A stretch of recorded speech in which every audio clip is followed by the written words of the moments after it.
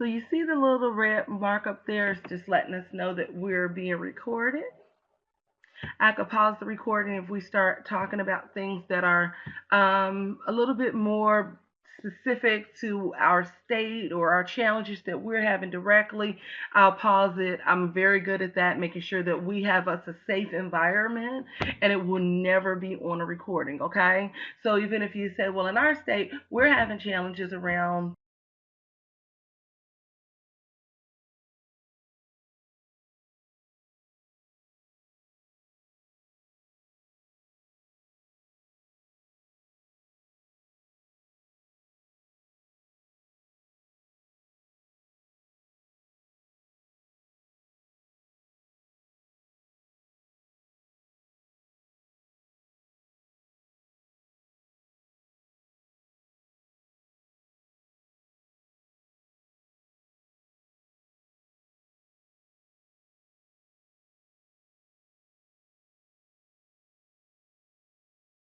X, Y, and Z, and I just don't understand it. I've gone through, and I think that it may be something that we shouldn't be talking about on a recording. Then I will pause the recording. We'll have our conversation, and we'll complete our dialogue, and then I will start the recording again. Okay. And if I need to, I also make the accommodation to adjust it. I don't want us to think, okay, since we're recording, we have to limit our learning experience. I don't want us limiting our learning experience at all. I want us to just have fun, learn as much as we need to, and we'll just rock this, okay?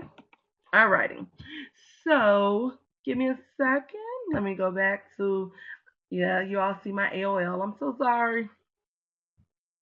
And let me get our presentation back up. I'm just not sure why it was giving me a hard time with putting it into our platform, so I'm not going to worry about it at all. It's one of those things. Technology challenges. Now, this information is not our information. You will have access to it. I'm going to give it to you in this file share. And about when we finish the training, each session, each slideshow you'll have. So every slideshow, every handout we go through, you will have. Okay. This is not ours. This is produced by NICHCY, which was the dissemination network for information for parents, providers, and individuals responsible in the local education agencies, and they have lost their funding, so it is considered a NICHCY legacy. All the information is still up to date and valid. So let's look at this for a second. Are you smarter than a fifth grader?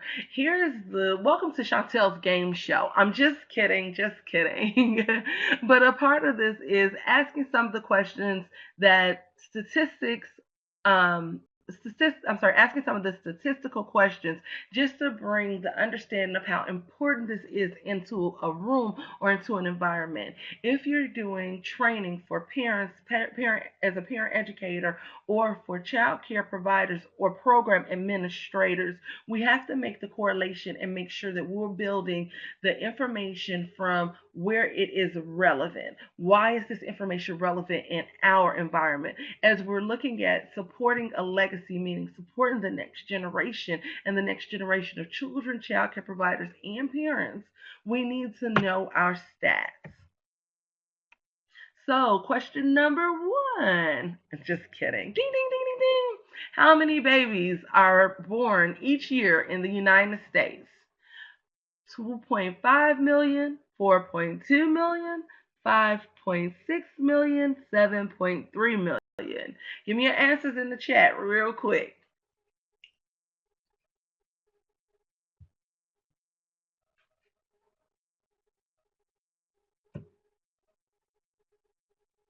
Okay, so we have 7.3, 5.6. Okay, so let's see what our answer is.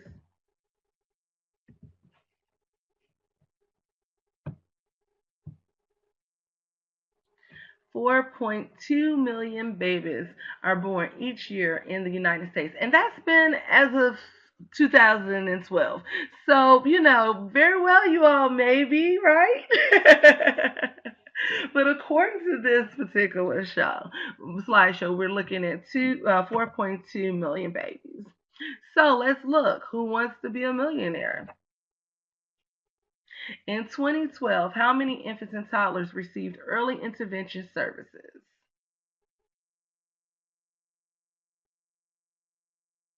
And this is according to a child count. So remember, you have a different, yeah, a lot, exactly.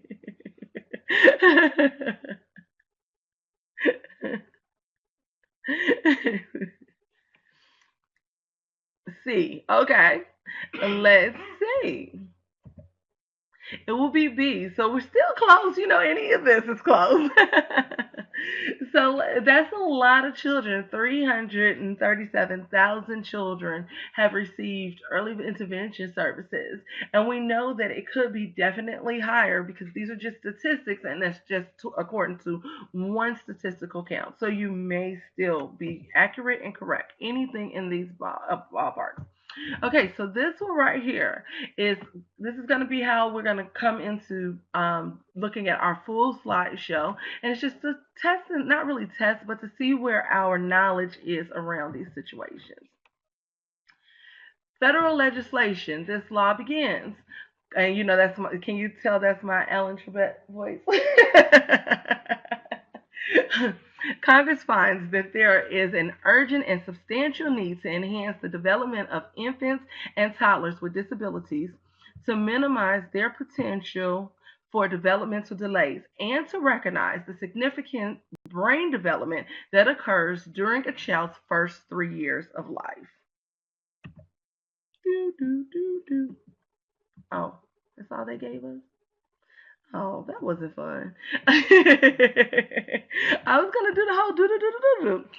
So, what this module looks at and being able to really identify and understand why we're able to go back and have these questions or understand what is important and why these components are so important. We will be looking at the 8 steps of the early intervention process, the 7 acronyms to know, and the 9 keys determined.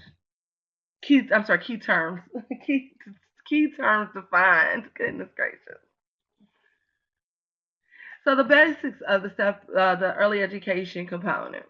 Step 1: an infant or toddler may have a developmental disability, developmental delay or disability. So these sometimes concern individuals and someone concerned. I can't even talk today.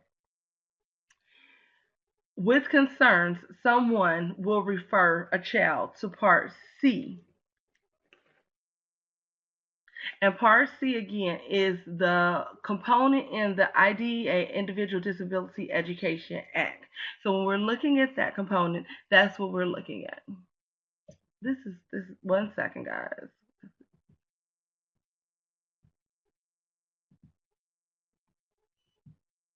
This is me. 1 second, I'm sorry.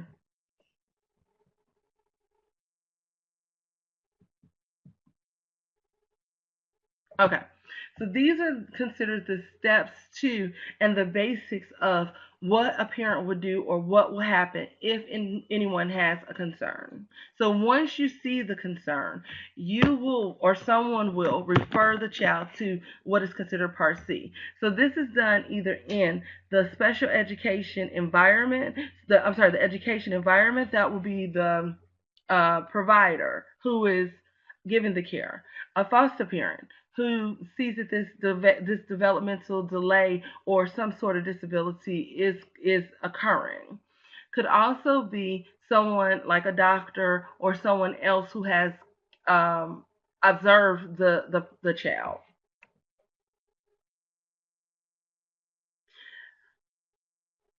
The biggest thing we have to look at here is for the parents. They do not have to wait for an external source to identify or refer an infant to toddler or a toddler to Part C. So they don't have to say, well, I've been to 3 doctors. What am I supposed to do now? I need to keep going to another doctor. I've tried to see if we can get into this special, program with my clinic or at my hospital or where the child was born. It doesn't have to work that way. If you have concern, contact the Part C program to request an evaluation. This is also the case. Do you see that's infant and toddler? Back, in the past we've just focused on the school or the I'm sorry, the school 3K program and beyond, but here we're also concerned with the infant and the toddler component. Step two, the infant or toddler is evaluated to determine eligibility. So even as we're looking at just the general components here, the infant and or the toddler has to also be evaluated to determine if they are eligible. When we're looking at eligibility for this, we're looking at Part C of IDEA. Now remember, and again, I can't say this enough, IDEA is an area where most pre-K programs do not have any information or experience with working with, because generally in the past it was always a 3K issue. So as of 2012, these things have changed, which was saying, well, wow, for 4 years they don't know. Well, no, for 4 years they don't know. For since 2004, they don't know. The advocates created the redetermination in 2004 because we didn't know. So these are things that, yes, we have information about, and there are actually true systems in place, and you don't have to wait anymore. Give me 1 second. Let me look at your question because this slideshow doesn't allow me to see your question. Give me 1 second. Bear with me.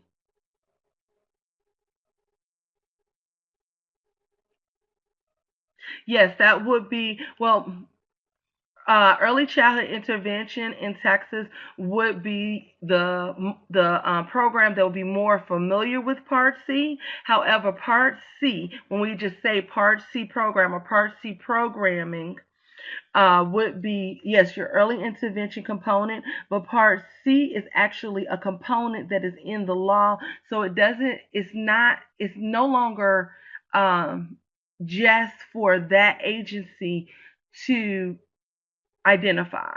It is also the responsibility for the private child care center that a child may be participating in. Does that make sense?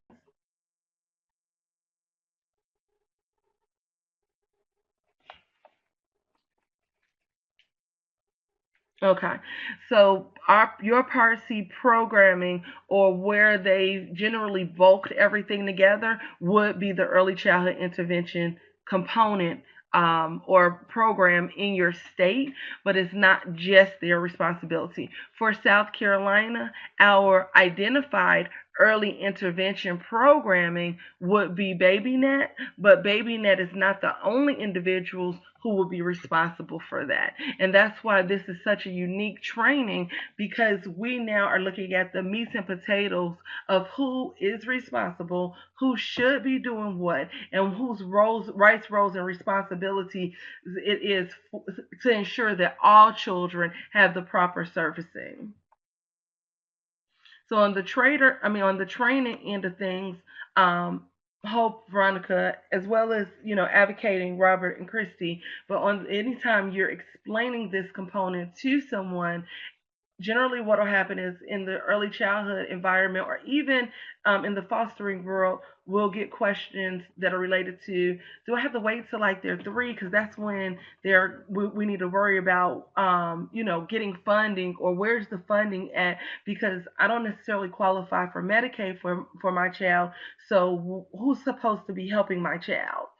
And what has happened in the past is the private care would say, well, we're only responsible for reasonable accommodations, or we can't take your child because we don't have enough support. And that's not exactly the way this is supposed to be working. The local education agency or the school district should still be intervening and is equally responsible for providing services for children who meet the criteria between 0 and 3. Okay, so that's why this is like one of those dynamic question and answer sessions that we'll be having. Every question that pops into your head, ask, because it's going to be one of those situations. And I'm always trying to find a clearer way to discuss that component, but we all just kind of fumble through it so that we can make sure that we're not just identifying one agency. It's all of our responsibilities equally to determine when children need help. Okay, let me go back. And I apologize. This jumps off and on, and I'm not exactly sure if something I'm doing, something the system's doing. I don't know what's going on here today, but we will get through it together. I'm determined. Let me see if I can find a better, more effective way to bounce in and out without you guys having to see all my dirty laundry and my classes and all this other stuff. I don't know why it's coming up like that today. And it's giving me, maybe because I saved it as a read only, I'm not sure.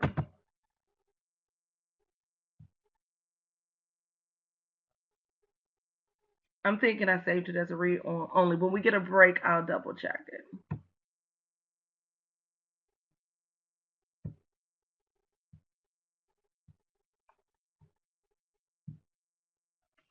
Sorry. We could always look at pretty babies.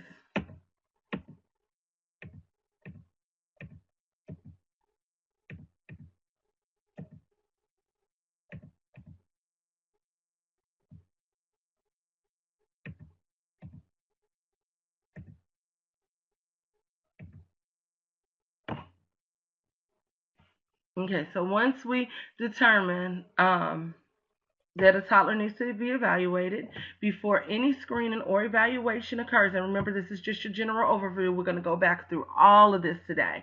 So all the things that we're talking about right now, we're going to go through in depth. Before any screening or evaluation, prior to written notice, and prior to parental consent, this it can be set up. There starts a 45-day timeline after the lead agency or the early intervention specialist provider receives the referral. So we see that this child needs to be evaluated. We're all looking and we're wondering what to do next. We contact our local education agency or the school district, who generally is the school district, may have a liaison in your area depending on what your situation is. At that point, the clock starts. So this timeline begins within 45 days. All of these things need to happen. A screening if applicable, an initial evaluation, so someone needs to come out and evaluate, initial assessment of the child and the family, initial um, ind- individual family support program or plan meeting needs to happen and must be completed. So you have 45 days. This isn't an indefinite process. There's no, oh, my child is 3 months. I got to wait until they go to school. Oh, they have until they turn 3 until they complete this. The time starts. So they have 45 days. That's a month and a half. That's not 3 months, not 6 months. It's not, oh, I've been calling and something happened. This is by law. This needs to take place. Why is this important when we train child care providers? It's important because they need to know that once someone says, oh, I've already called BabyNet or I've already called the Texas Early Intervention Special Program Team or Specialist Team, that within a certain amount of time, people may start coming into their center. They know that over the next month and a half, that it's possible that these screenings or any evaluations may actually take place during the school day in the child care environment. Evaluation process looks at 5 areas of child development. Aren't these familiar to us child care folks? Cognitive, physical, communication, social, emotional, and adaptive. These are the areas where we're looking at. If someone's coming to evaluate a child in a child care environment, and these are considered our highlights and the things that we are experts at, would it seem like this would be a great place for an evaluation to take place? But on the other end, if our providers are not doing what they're supposed to do in the care, then there's no fair evaluation that is taking place. So we do need to highlight that for our providers. And this is why the program administrators need to be aware of the process. They come in to assess the children, but if they come in to assess the children in the child care environment and nobody's doing anything, they will not get a fair evaluation of what that child can or cannot do and what they're capable of doing. They're looking for social emotional, they're looking for adaptive, they're looking for communication, they're looking for cognitive, and they're looking for physical. If we restrict the children and we have not fostered independence in the children, then we're telling the kids, sit down, be quiet, we have a guest. Sit down, be quiet, we have a guest. Then, then will they get a true read or a true evaluation of what's going on or what the child is capable of? No. So then what happens is they end up scheduling more and more often. They schedule 3 and 4 days, and the provider is getting frustrated, and the administrators are getting frustrated. But they're trying to find a true evaluation of what a child is capable of in an environment that is supposed to be set up and supposed to hit on all of these components. On the parental end, you don't have to necessarily, and you can also, if you're parent educators or if you're working with family child care centers. Exactly. On the parental end, you don't have to do a lot to change your environment, but just do what you do. Make sure that there's something that's actually happening and we're stimulating the child. We're not afraid of the child. If we're afraid of the child and we're not putting systems in place and working with the child and reading to the child or anything, then it also shows up. And unfortunately, it'll show up a little bit differently as well. Alrighty, sorry, it's my phone.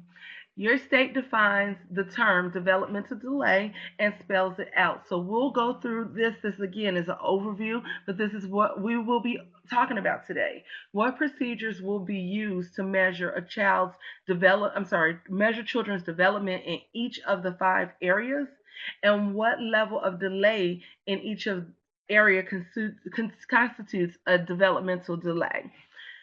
Both of these areas will be, and if you go back through your state's intervention components, then you'll see how they've defined this. And we'll see with the federal government and how it is defined in the federal government as well. For the state of South Carolina, we have what's considered a red book.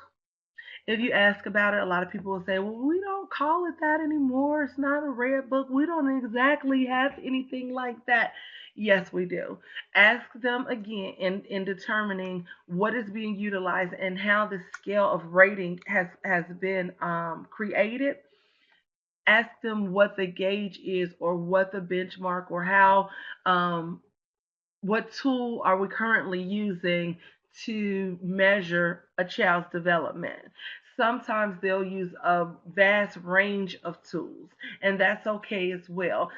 We've heard of like the Dow, the DM4. That's generally what we use for the older children. For the younger children, they could be using your ages and stages, your Denver, ELAP. All of those different components could also be being used. So when it comes to to that infant toddler component, we do want to make sure that we're asking what tool is currently being used and how is the child being, and you see this here, measured in children developmentally in each of the 5 areas. Those 5 areas again are these 5 areas: cognitive, physical, communication, social, emotional, and adaptive. Because you want to know so that you can also support this component. If you're working with the providers and you're talking to the providers about this component and you're training childcare providers or you're an advocate, then this is where we want to make sure that we're doing our part as well. In the fostering environment, are we putting systems in place to support these 5 areas? If we're in the classrooms and we're working 0 to 3, are we putting systems in place to support this? And what does it look like? What have we put in place? What training have we had? All of those things are going to support to make sure that there's an adequate benchmark available and that children have actually been exposed to what they're supposed to be exposed to for that age and stage of development. Eligibility is then determined by a lead agency, usually through the qualified personnel who conducted the evaluation. Yes, then the child is eligible for Part C services. And Hope, here's your, how we were talking about ways to phrase this component. You see how it says Part C services, and you'll see Part C programming, Part C um, components, all of those things. Again, Part C in itself is a part of. We talk about Section 504, but it's something we talk about so often that we forget that it is a section of a American Disability Act. So we have to go back and remember that every time we hear these things, even though we're using them as if that is the name of something, we're actually talking about a component of either a law or policy. So if yes, the child is eligible for Part C services, initial IFSP meetings are scheduled. Remember IFSP. So just put that down because we're going to go back through that acronym in a little bit. No, the child is not eligible, then parents are getting given written prior notice. So that and we're going to go back through what that means, which includes info on parents' rights and disputes, and you're going to get the handouts for those in a moment.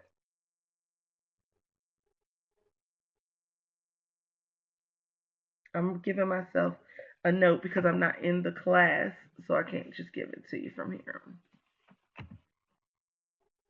The basics of early intervention, step 3. Then there is an initial IFSP meeting. The initial IFSP meeting is held and the initial IFSP is written. We will go through an IFSP today and we'll go through in depth what that meeting looks like. So this again is just your general overview. About the individual family service plan, and I call it support plan, but it is service plan, IFSP, individualized family service plan. Every child who receives early intervention service, and that's IES, under Part C must have an IFSP. You guys are going to be super, super, super at this. The IFSP is the written plan with two general purposes: to set reasonable outcomes for the infant or toddler with a disability, to state the services that the early intervention program will provide for the infant and the toddler and the family. So again, if we're training this, we need to make sure that that provider in that program understands their responsibility to support the infant and the responsibilities to support the individualized family service plan. So everything has to be in sync with whoever I call it lead teacher, but it's not the lead teacher, the care, who cares for the teacher, what you call it? Continuity care, who is the primary I'm sorry, primary. And Billy's here training with me as well, so we're tag teaming this for this 5 hours.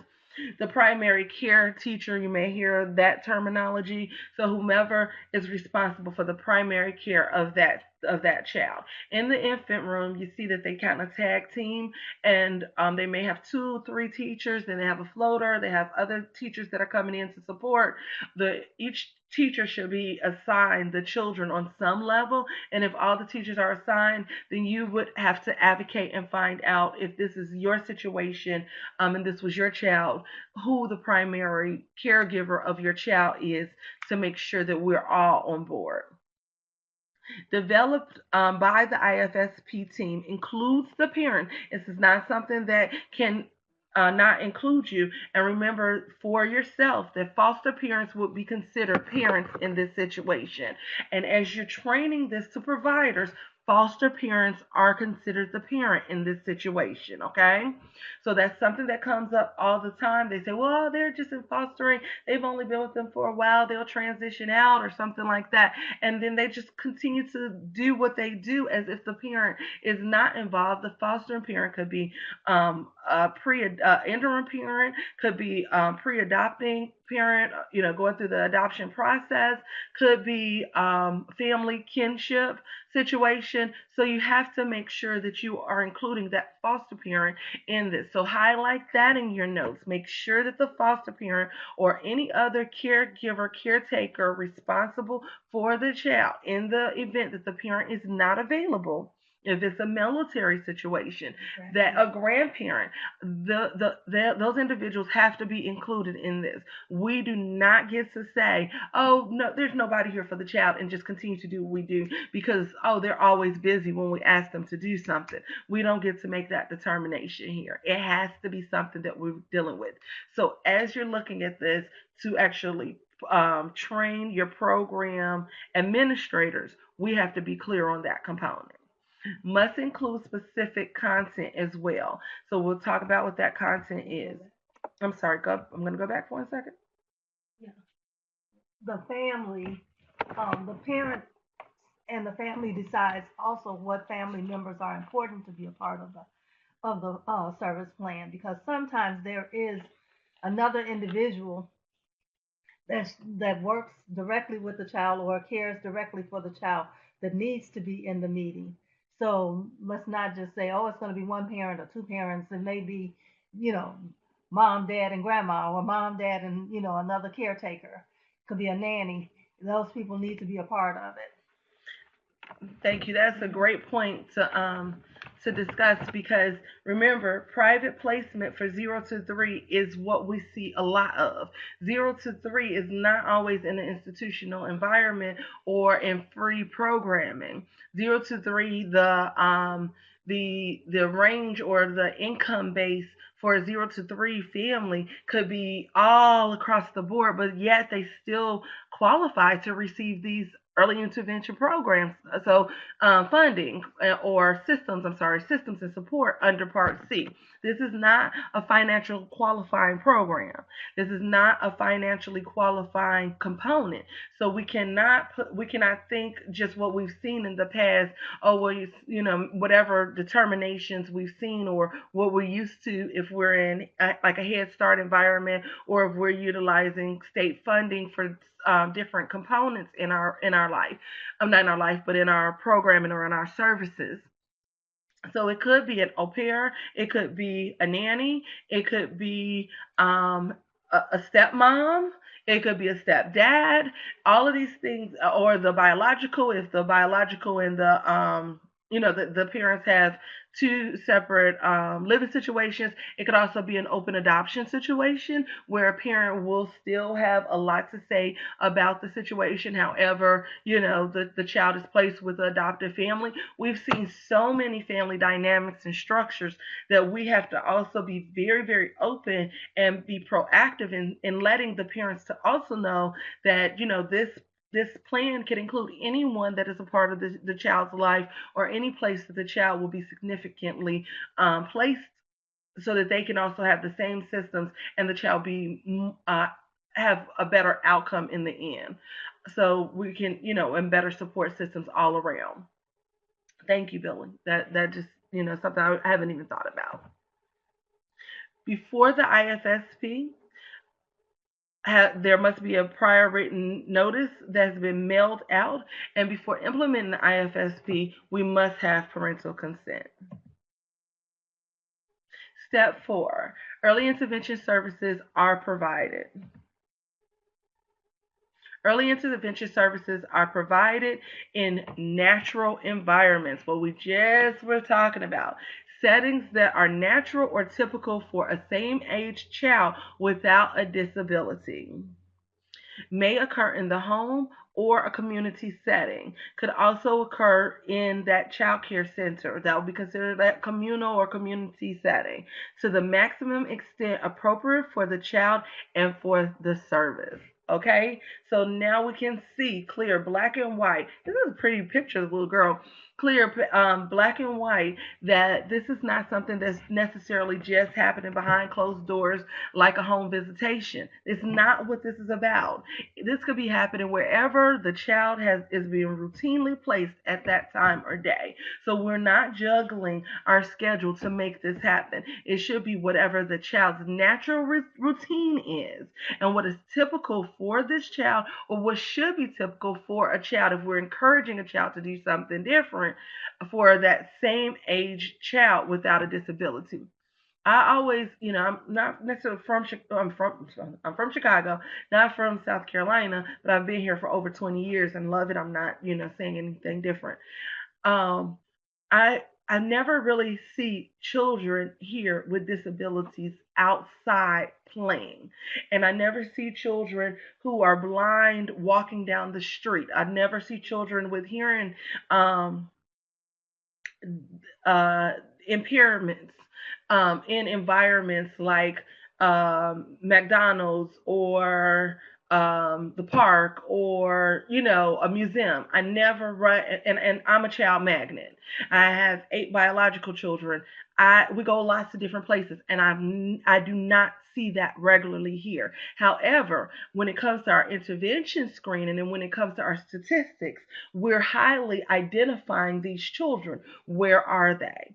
So this is the same thing, that this is one of the reasons Part C is so significant, because we're saying, no, you're not going to make your child feel like they cannot be at the same playground or at the same museum, or coming on only on a special day when we come on field trip, or when we have this special day on our calendar in our state. Children should be in the same setting that are natural or typical for same age child without a disability. And this is what we're pushing. This is why this is important. So as this push occurs, we will see children with differential what we call disabilities, or working with their ability in different settings, including the child care centers. It's one of the things that I've just noticed over the years. And I know that when we were kids, we played with children who were deaf. We played with children who were blind. We played with children who, had Down syndrome. We played, social emotional issues, all of the different things that we see as quote unquote disabilities. And we saw them everywhere in our world when we were growing up. It just kind of, to me, it's one of those places that I notice even physically we just do not see enough here in South Carolina. Step 5, every 6 months, the IFSP is reviewed and revised as needed. Okay, so here, this is different than what we know about an IEP. This is every 6 months, because young children develop what? Monthly. They develop, we look at their developmental scale every month. Every four, and then we first every week, then every month, then every 4 months, and then every year. So this is why this is so important for us to know that no one should be saying, "Oh, I think you have to wait until they're three for us to look at this again." Oh, I don't think that we should be revisiting this so frequently because it doesn't look like anything is changing. No, we go back and we revise and review as needed. Step 6, the IFSP is reviewed, then again reviewed annually. So we're looking at every component. A transition plan for the child's exit from Part C is included in the IFSP at least 90 days. You see that timeline again? 90 days before the child's third birthday. So we are seriously dealing with 0 to 3, and we see how it's a little bit different from 3 to 5, or if you what you may have been more aware of in the school environment from 5 to 21. So it's a little different, and it's definitely, I'm so excited that we're even doing this. I'm getting excited all over again just being able to review it. To what program might the child go next? Preschool services under Part B, so that's 3 to 5.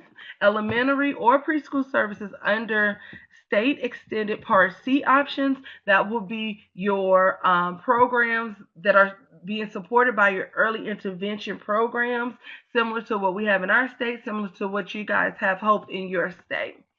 Other appropriate services could be private school placement, private school placed by the parent. It could be all type of different things.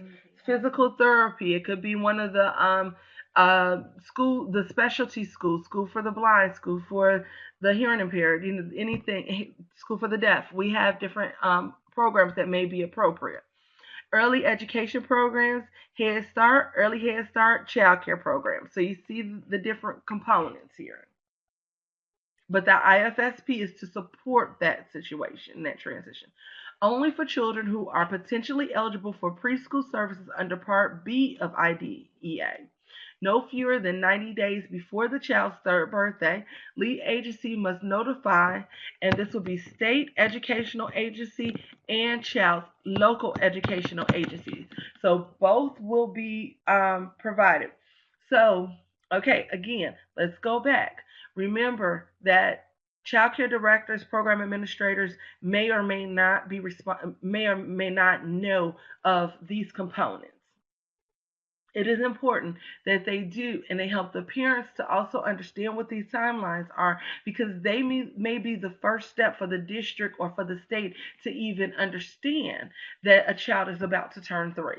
There is no special bells and whistles that may go off at this time, but if we drop the ball, then we're having problems, okay?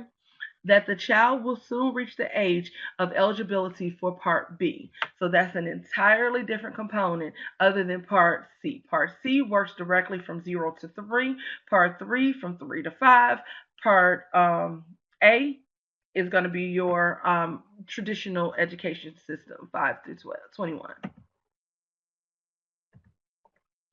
By the child's third birthday, a local they don't know not they won't know a lot about the program, Veronica, and this is why, as we're looking at components of having advocates or having individuals to train about these components, is such a niche. If you're good at it, I say go for it and let people know and just absolutely spread the word. When we finish today, you pretty much will be able to do that. By the child's third birthday, a lead education agency must provide procedural safeguard notices to the parent. We're going to talk about what those notices are in depth today. In depth. Um, Decide if evaluation for eligibility under Part B is needed, and conduct the evaluation if needed. If a child is eligible, an IEP must be developed too. Go back.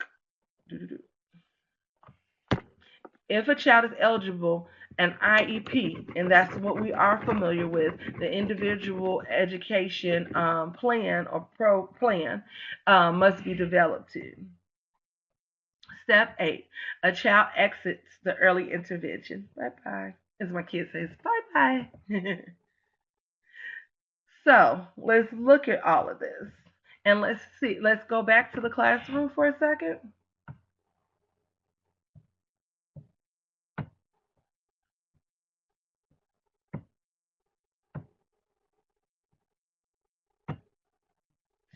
Sorry, didn't mean to pause you there, but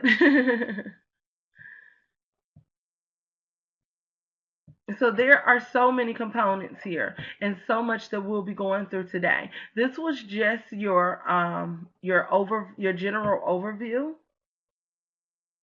Give me a second. There are some handouts I want to talk about. I wanted to put them on Prezi, but I'm not going to be able to do that. So I'm just going to open them up and look at these handouts. Now, this is part module 1, which also includes module 2. So we're not going to. It's no such thing as a module 2. So we'll skip over it and we'll go to module 3 from here. Okay. It's just the way that the way that the modules are set up. So on the side, if you can, you'll pull handout 1 and handout 3. Let me see if I have others for you. Bear with me.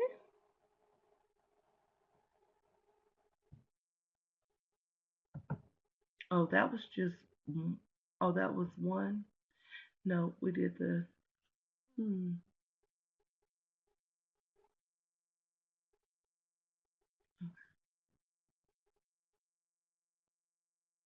Let me give you activity 1 for module 1. And we're going to go through.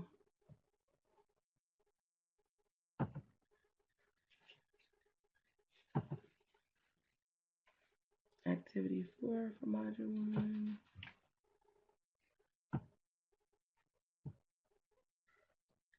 Slideshow.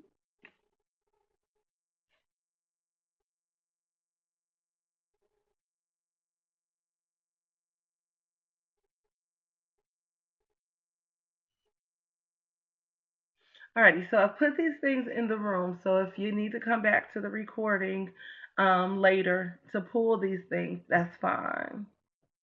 So you have the handout one, handout three, activity one, activity four, and that particular slideshow. Give me a second. I'm going to open up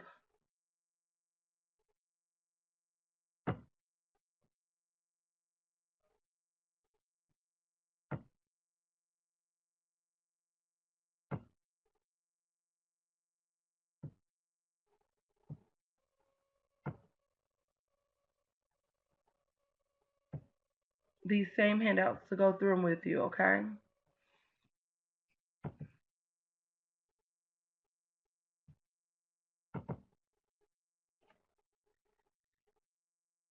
Hopefully it won't look too bad when it comes up. Do you all feel okay? Was that too much? Brain overload? Are we good?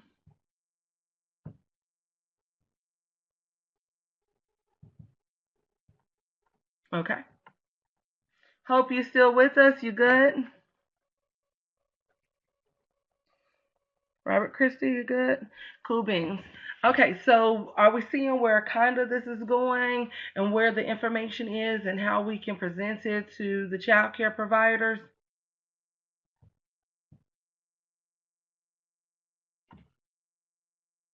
And did you all have any questions? You can't download it, so when you click on it, it won't let you download it. Hmm. You using your computer and what is it? Can you tell me what it's saying?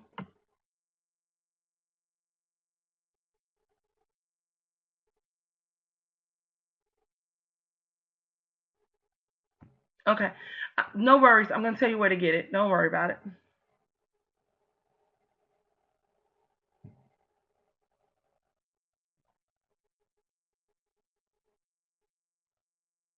Hmm. Okay. Um, we'll go through it. I'll check it in a little bit, and if we can't, then I'll give it to you. No problem. Okay, so this is your handout. So you will have a handout. I'm gonna tell you on the trainer's. I'm sorry, this little thing. PDFs in the Adobe Room are out of control. They just do what they want to do, how they want to do them. I don't like to use them too often. They do exactly what they want to do.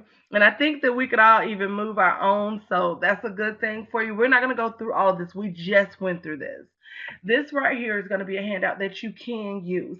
I do not use handouts because they end up on the back of people's, chairs, under their seats of their car. They never ever really, really use them, and they're so expensive to print out. You can have a place where you upload them. You can upload them on your Facebook page. You can put them in places where providers, if they're really really interested in the handouts, you can go through them. You can also use handouts as a group activity where you allow the providers to use the information how they need to, and you can have them go through. You're going to go through page 1, you're going to go through page 2, you're going to go through page 3, you're going to go through page 4, come up with a creative activity and present it to the group. That is the other way that you can use a handout. I think the handout gives a little bit more information than the slideshow, but not really. As long as you're doing your slideshow for and we don't use a lot of slideshows, but when you're talking about anything like a law or policy, then we would say, use your slideshow. Encourage your people to take notes. I encourage notebooks. I give notebooks. I let them know that we are professionals and we should be doing something when we walk into an environment as childcare providers. So let them know that, hey, this is the expectation. This is going to be a very, very real component, and you're going to be responsible for the information here.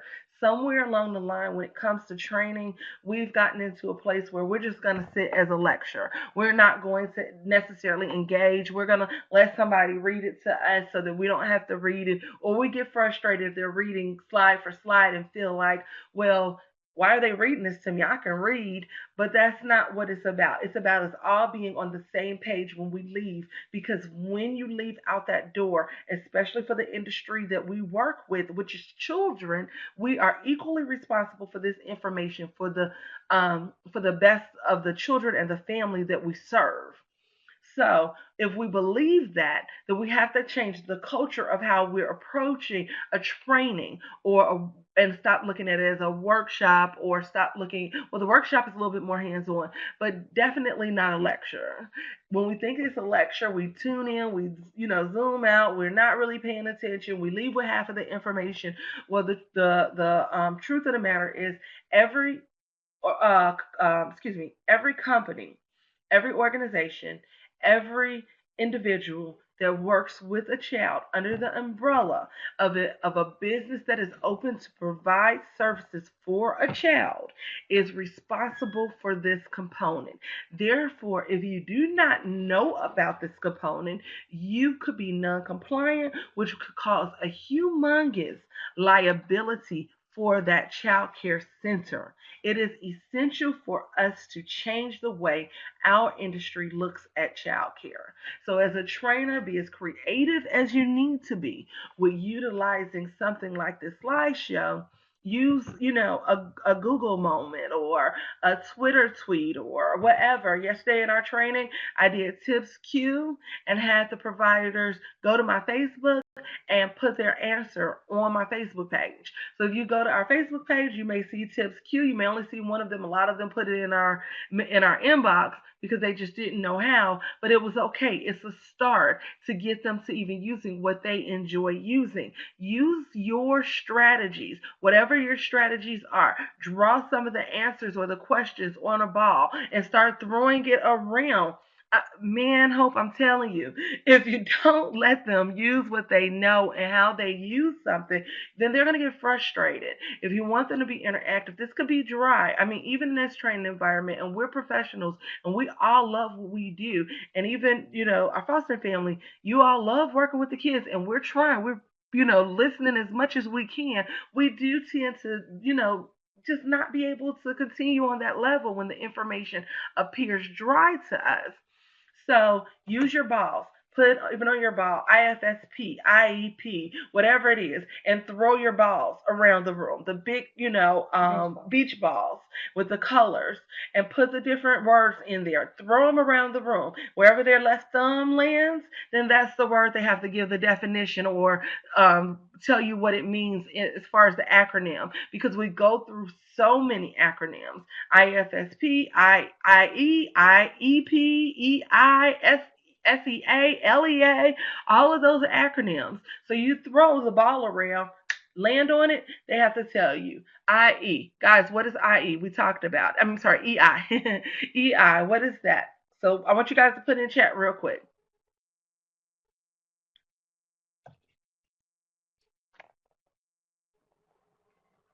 Okay. LEA in chat real quick. I'm actually asking you guys for this. Early intervention, cool beans. LEA. Okay, so I got the early intervention one. Good job, guys.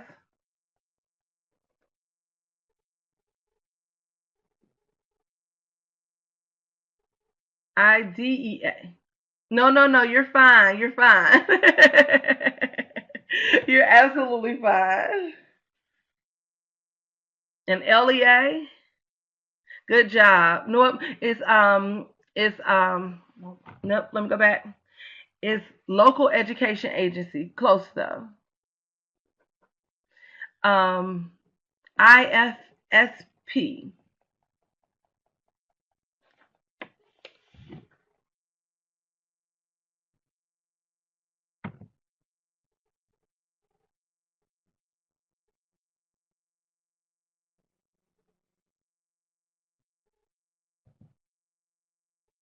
Okay. The Okay, so individual. There you go. All right. Family Individual Service Plan. Okay. So anything that you can use that is quick, anything that you can use just a quick review to just get the information, and also as I'm sorry, the IFSP. Scroll up on your chat. Individual Family Service Plan. Yeah, individualized, something that's unique for them. Alrighty? Okay, so let's talk about the timeline real quick. Timeline. We have 45 days for what and 90 days for what? Haha. Either one you can remember. 45 days for one and 90 days for one. Two timelines were mentioned. And you can cheat.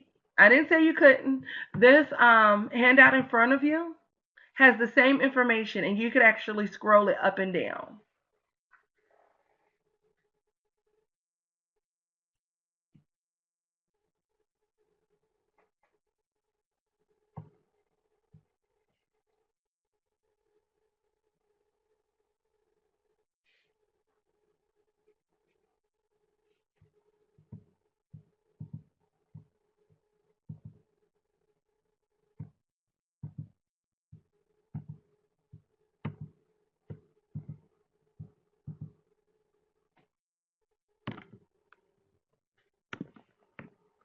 Good job.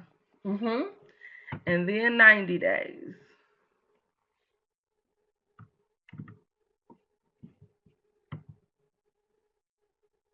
Good job. There you go. Before which birthday, Hope?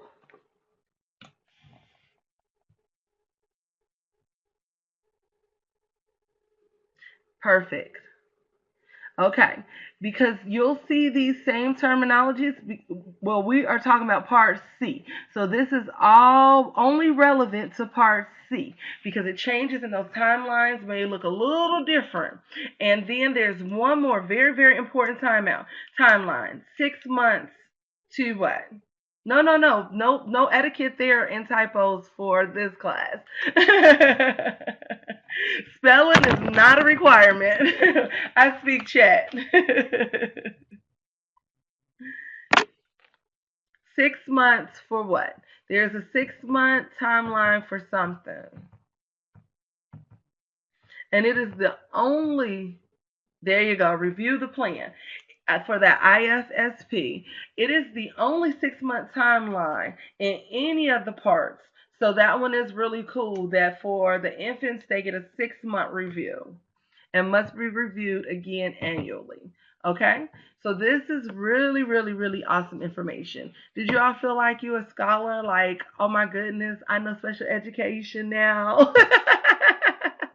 I can talk to anybody. I'm a pro. You haven't seen anything yet, I promise. Okay, so that's the handout.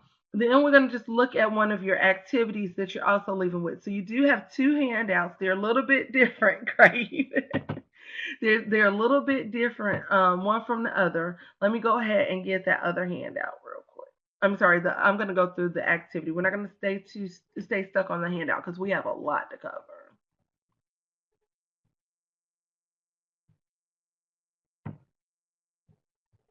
And we may have actually just did the same thing, but I just want to look at it. Look at activity 4.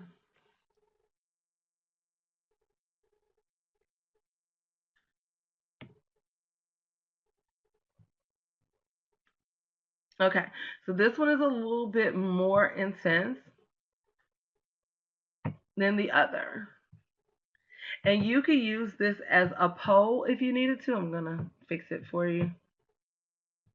You can use this as a poll if you needed to, so you wouldn't have to necessarily use it this way. But if you were to use anything like this, you can put them together and they'll be able to look and see whose responsibility is it for doing. Well, we didn't go through this. Okay, so let's go through this first. I'm sorry. You have to get to the second part to get this activity done. We'll see this activity again today. So it's quite a bit that we still have to cover. But this is just an example of a matching activity. You can use, if you're doing a learning management system, you can use something like this to add the information into your learning management system. Or if you do an evaluation, the other thing that we're finding with the CDA components, this will fall under your program administration and your CDA.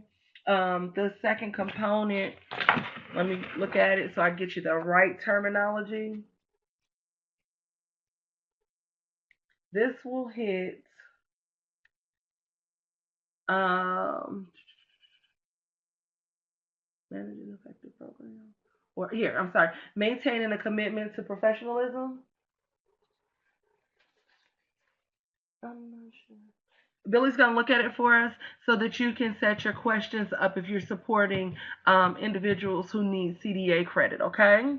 So that's something else that you can look at. But you want to make sure that we are putting in the quizzes and we're also asking questions. The matching is good, essay questions, and those sort of things. Because if you don't have things like that that you use regularly, you will lose them. So we'll look at this activity in a bit. I'm sorry. Kind of presumptuous, me. Was that module? Oh, that's handout 4. That's why. Okay. I thought I had it all together over here. I promise you I did. But yeah, it just didn't work out like that.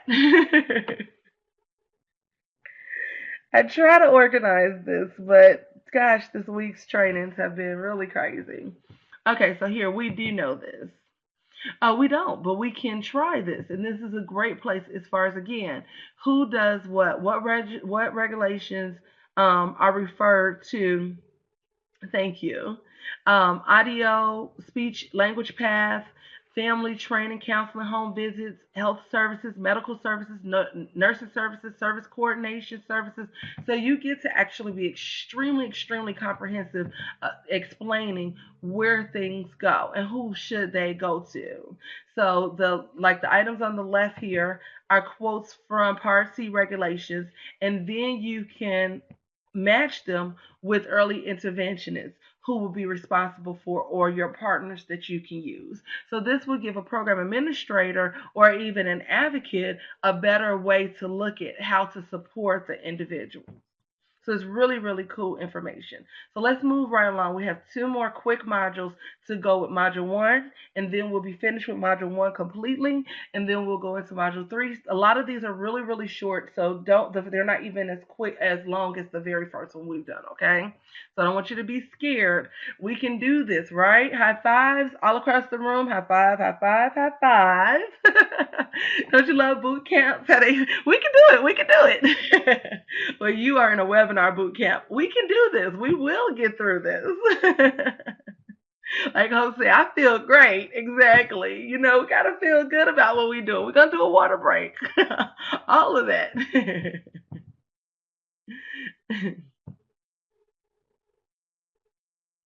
Okay, let me go into where I have to go again.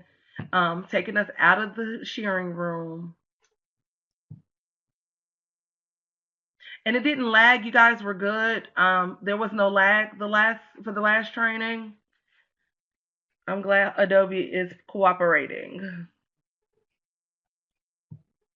I usually don't like bouncing out of the training room in and out like that because it does not always cooperate.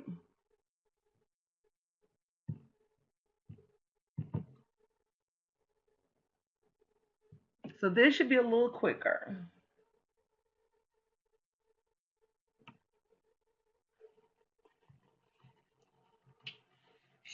You all get.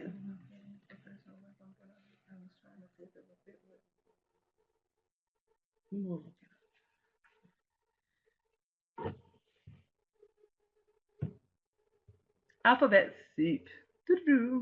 Acronyms in early intervention. In this lesson, you'll learn 7 acronyms used in early intervention, which you all just did, so you kind of rock and are fast forward what those acronyms mean. So we talked about a lot of them, but we didn't really look at what they mean and what they actually stand for. Remember, this is all very, very comprehensive so that we're looking and we're building and we're able to actually discuss them. Oh, thank you guys. Okay, good. Because I was wondering about that lag. So you know how we are. We're pros. Bring me, bring it on, bring it on. We want to know what this is. IDEA is Individuals with Disability Education Act, so that we know and we're always knowledgeable and we're not just using a set of acronyms. There are times that I have a couple of slides that talk directly about my company, and I still have to go back and remind myself what is it that means. Like SCORM package, when I every time I say it, I have to go back and look it up. And now, if you make a trainer flub and you're just not sure if we have brain, I don't like to call them farts, but you know what I mean. Brain, what they call, when your brain just kind of goes blank. It happens to all of us. If that happens, don't feel uncomfortable. Just allow the providers in the room to utilize their technology and come up with the answer for you. They all have phones that they're dying to utilize when they're in that training setting. So give them an opportunity to use their phone. They'll also be able to quickly check their email and be refocused with you. Then you can just let them do it over a period of time and keep talking. Oh gosh, can't remember what that is. IDEA. Can one of you guys look it up? The first person gets it, text it to my phone. Here's my phone number, and let them text it to you. When your phone starts going off, it's not a big deal. You're looking at it. You look at it. You have their information, and you're able to You're able to say, "Oh, thank you for the answer, whoever this is. Let me know what your name is." You'll see their name. Okay, thank you, Hope. You see. So use your technology whenever you can and be as savvy as you can. Don't feel uncomfortable if you forget an acronym. You're the expert, but it doesn't mean that we carry Google in our brain. IFSP, Individual Family Service Plan. EI, EIS, in early intervention services. So one of you all gave me both of those earlier. So you all were absolutely right. He is cute. ICC, Interagency Coordinating Council. Some of us have this in our state, and that will probably be like you asked earlier, your early intervention or early childhood intervention programs or early childhood intervention teams for your state. You'll have different names for them. For our state, like First Steps, Head Start, all of those will be interagency coordinating councils. So that will be the team that is designed to basically pull this off for our state. FERPA, I love this one. Family Educational Rights and Privacy Act. So you'll hear about this where our confidentiality lies. That's why he says shh, because you shouldn't be telling everything to everybody. Very, very big for confidentiality, and we have a whole component we'll talk about today on this. But FERPA is Family Education Rights and Privacy Act. And you don't have to be an expert in this. You don't have to, unless it's going to just help your learning style. You could definitely jot your notes down, but we're not going to quiz you on these today. We may have little things like we just did a second ago and say, give it to me quick, that kind of thing. But you're comfortable however you need to. Hi, personally identifiable information. It's definitely big in like the customer service world.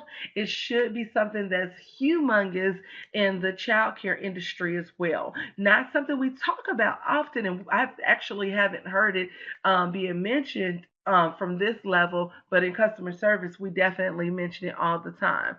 That's anything, your date of birth, even your first and last name, your even though we have birthdays all around child care center and things like that, that's still personally identifiable information. There should be a document that says this is acceptable. It's acceptable to show my child's face in correspondence. It's acceptable to show my child's name. It's acceptable to show my child's birthday. All of those things are personally identifiable information for a child. So of course, we go deeper. Social security numbers, student ID numbers, Medicaid numbers, medical numbers, all of those things are still considered personally identifiable information.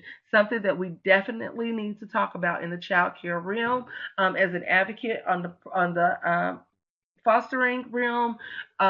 Christy, you guys, the same thing there. If you see it, if it doesn't look good, you have to be careful about how you share it, where it's placed, because again, we don't know. Fostering children, their identification is very, very, very important. So we all need to watch our pie. Guard your pie. Don't give nobody a slice. I'm just kidding. TA&D, Technical Assistance and Dissemination Networks. Remember, we got this from NICHCY. That was the country's dissemination network. Well, dissemination networks have had shifted of funding and loss of funding over the last couple of years. It's a very, very sad place for us, which is why agencies like, oh, not agency, we're not agency, we're organization. We're actually a membership based organization. Organizations like ours or institutes like ours, individual or private institutes are now taking on this responsibility. It may come with a small fee or price every once in a while because they also have to, have technology, maybe staffing, other things. But it was at one point definitely a free service and was supposed to be put in place by all the states and should be put in place by all states. However, when there is transition or funding issues, as an advocate, as a person responsible to make sure that staff and administrators know the information, or even the fostering community, or just other parents know the information, we can take on that. You can always charge yourself to do things that are not in place. The Technical Assistance and Dissemination Network gives information the same as we did, okay? And there also may be additional resources there. So you can use that URL and look a little deeper. So together, as we're looking at those ABCs and A, B, C, D, E, F, and yeah, all of those. We are looking at these acronyms, and these are the acronyms that we will use frequently throughout our day. Questions or comments?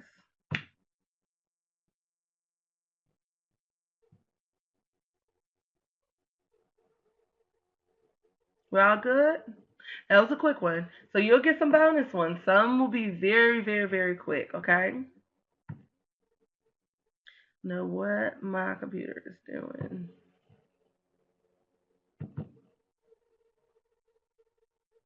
Can you guys hear me okay?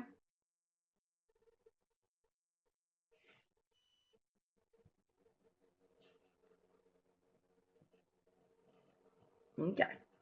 I'm pulling up our next slide. Or at least I'm trying to. It's not wanting to cooperate. Cool beans. I thought it was cooperating a little bit too well there.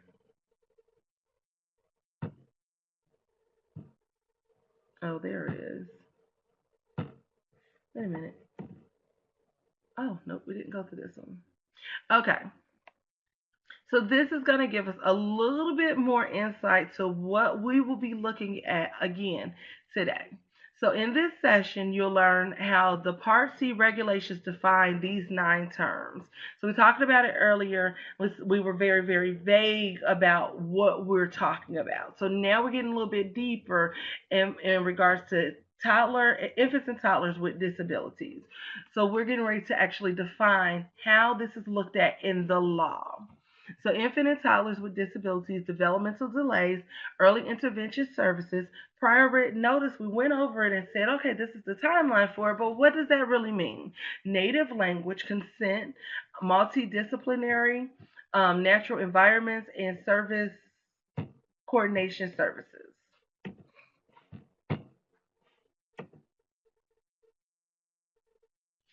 An infant and toddler with a disability or infant and toddlers with disability means an individual under 3 years old, 3 years of age who needs early intervention services because the child is experiencing a developmental delay in one or more developmental areas. So we will see this in the child care center, but it has to be, in order to qualify, one or more developmental areas. And we talked about these cognitive development, which means that our providers should be able to identify these components. It is essential for us to explain what cognitive means. That means how a child is thinking about thinking, what they're using, how they're actually being able to go from point A to point B. If we are not having enough activities when you do your curriculum or when you do your planning components or your time management, however you need to get it in, if we do not have real activities aligned or we're planning our day out. We don't know for sure. We cannot say that this, well, I keep giving it to them and they're just unable to do it. Unable to do what? We need to have it on writing. We need to have a guided plan, a lesson plan, so someone can go back and say, okay, for, in the month of March, we focused on grasping. And every time we were able to do grasping, or we put, the activity together and we made mobiles. So when we made the mobiles, maybe the 3-year olds made the mobiles and we brought them into the infant room. The infants were exposed to the mobiles for 3 times in a day. And when we allow for the infants to be exposed to the mobiles 3 times a day for the last 2 weeks, the child was unable to do any grasping or tracking of the mobile. That's how we say an activity a child was able or unable to do it. It needs to be identified what they did not see. A lot of states are doing the anecdote notes. The providers are supposed to be giving a little bit more feedback as to what is occurring in that classroom setting. Remember, we're focusing on 0 to 3. So what 0 to 3 months and 3 months to 6 months is going to look like is going to be different than what we're used to when we say 2 and 3 year old. So we have to be able to help the provider to set up a true system of planning, intentional learning that needs to occur in that environment. And that's going to be the key here. Physical development, the same thing. Communication development. What were you doing to engage the child in communicating? We can't just call the intervention team and say, well, the child can communicate. What does that mean for the 6 week old? What does that mean for a 9 week old? What does that mean for a 14-week old or 15-week old? So we need to be able to support that and asking more questions, but we need to know what activities the providers have done. This is where, when we're looking at like CDA, or we're looking at supporting, or we're looking at asking questions, and even on the fostering end, guys, if you're identifying that something doesn't look right, we have to be more specific about what doesn't look right, so that the proper intervention can be put in place. And you say, Chantal has said like Can you plan all go says ahead? planning, but also helping teachers that work with infants and toddlers understand that they have to intentionally do some things. Oftentimes, the infant teachers in the classroom think that it's only, oh, I rocked the baby, I fed the baby, I did. But at a certain age, if the babies are supposed to be holding their bottles, how are you supporting that?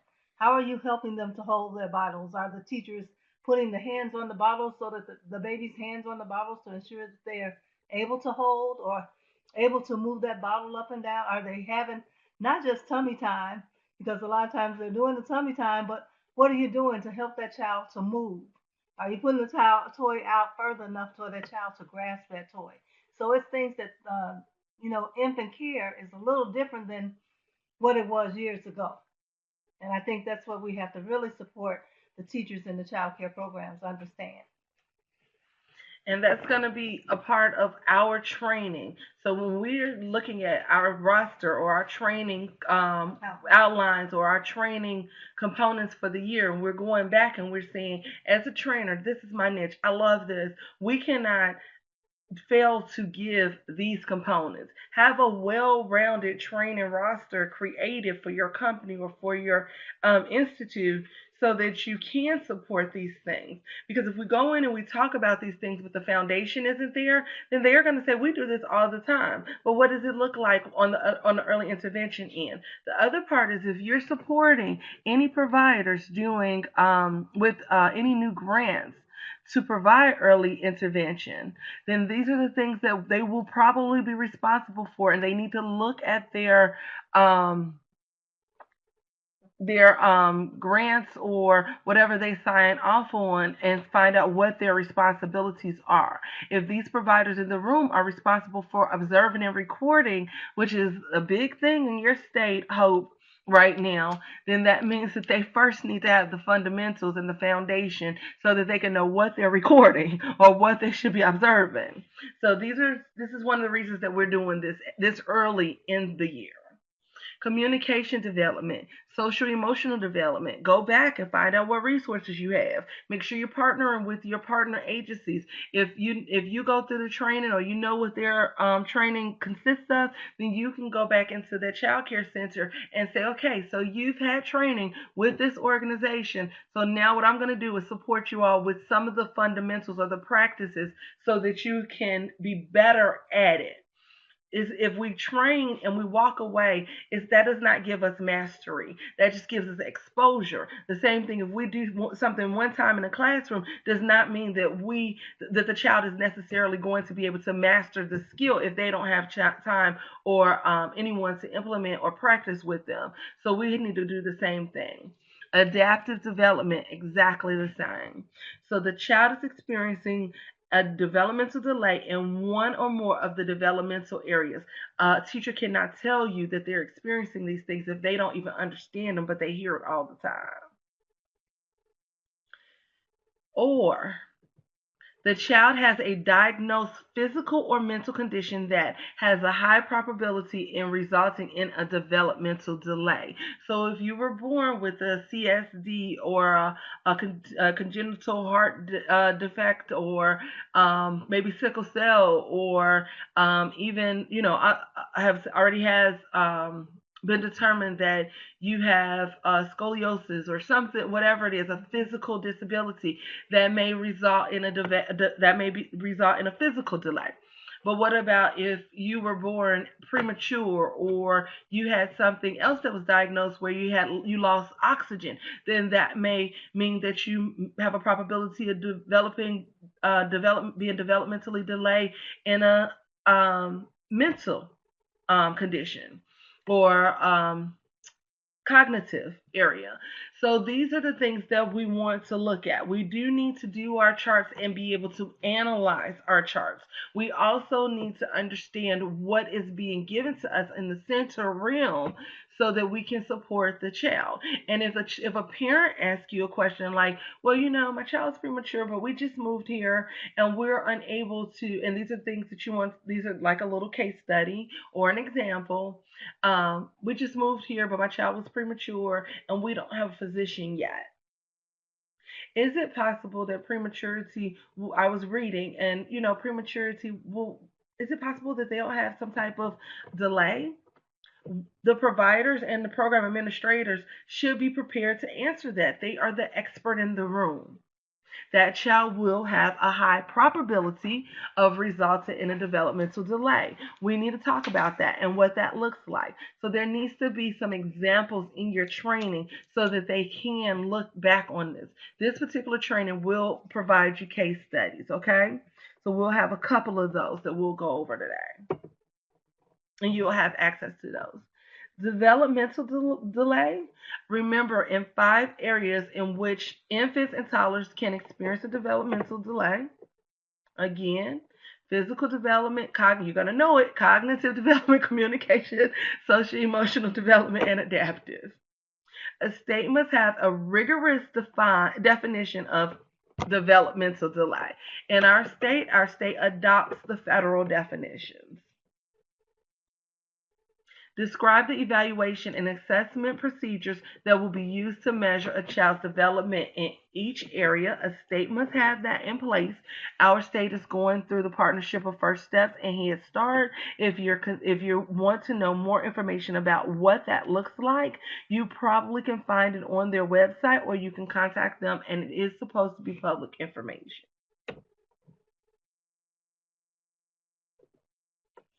Specify the level of delay in functioning that constitutes a developmental delay.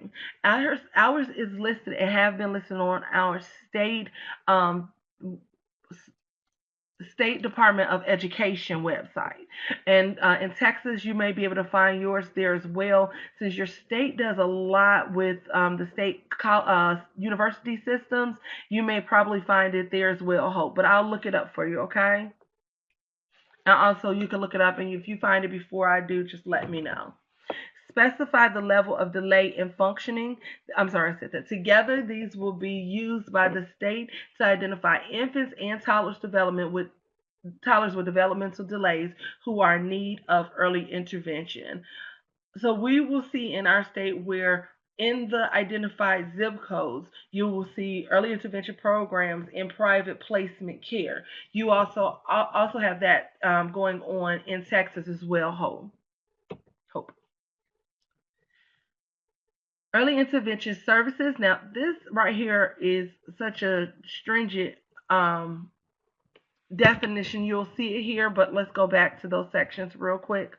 And the way that they did the slideshow, it overlaps, and I'm so sorry because I don't think I have access to change that.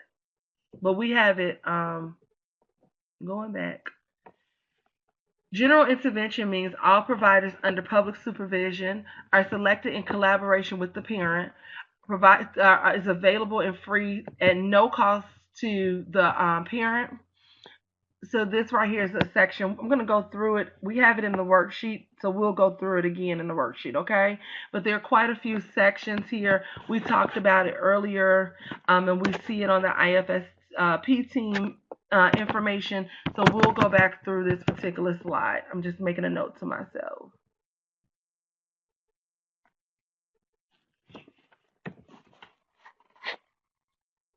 Early intervention services mean that developmental services that are one, provided under a public supervision, two, are selected in collaboration with the parent, are provided at no cost except where federal or state law provides a system of payments by the parent or by the families.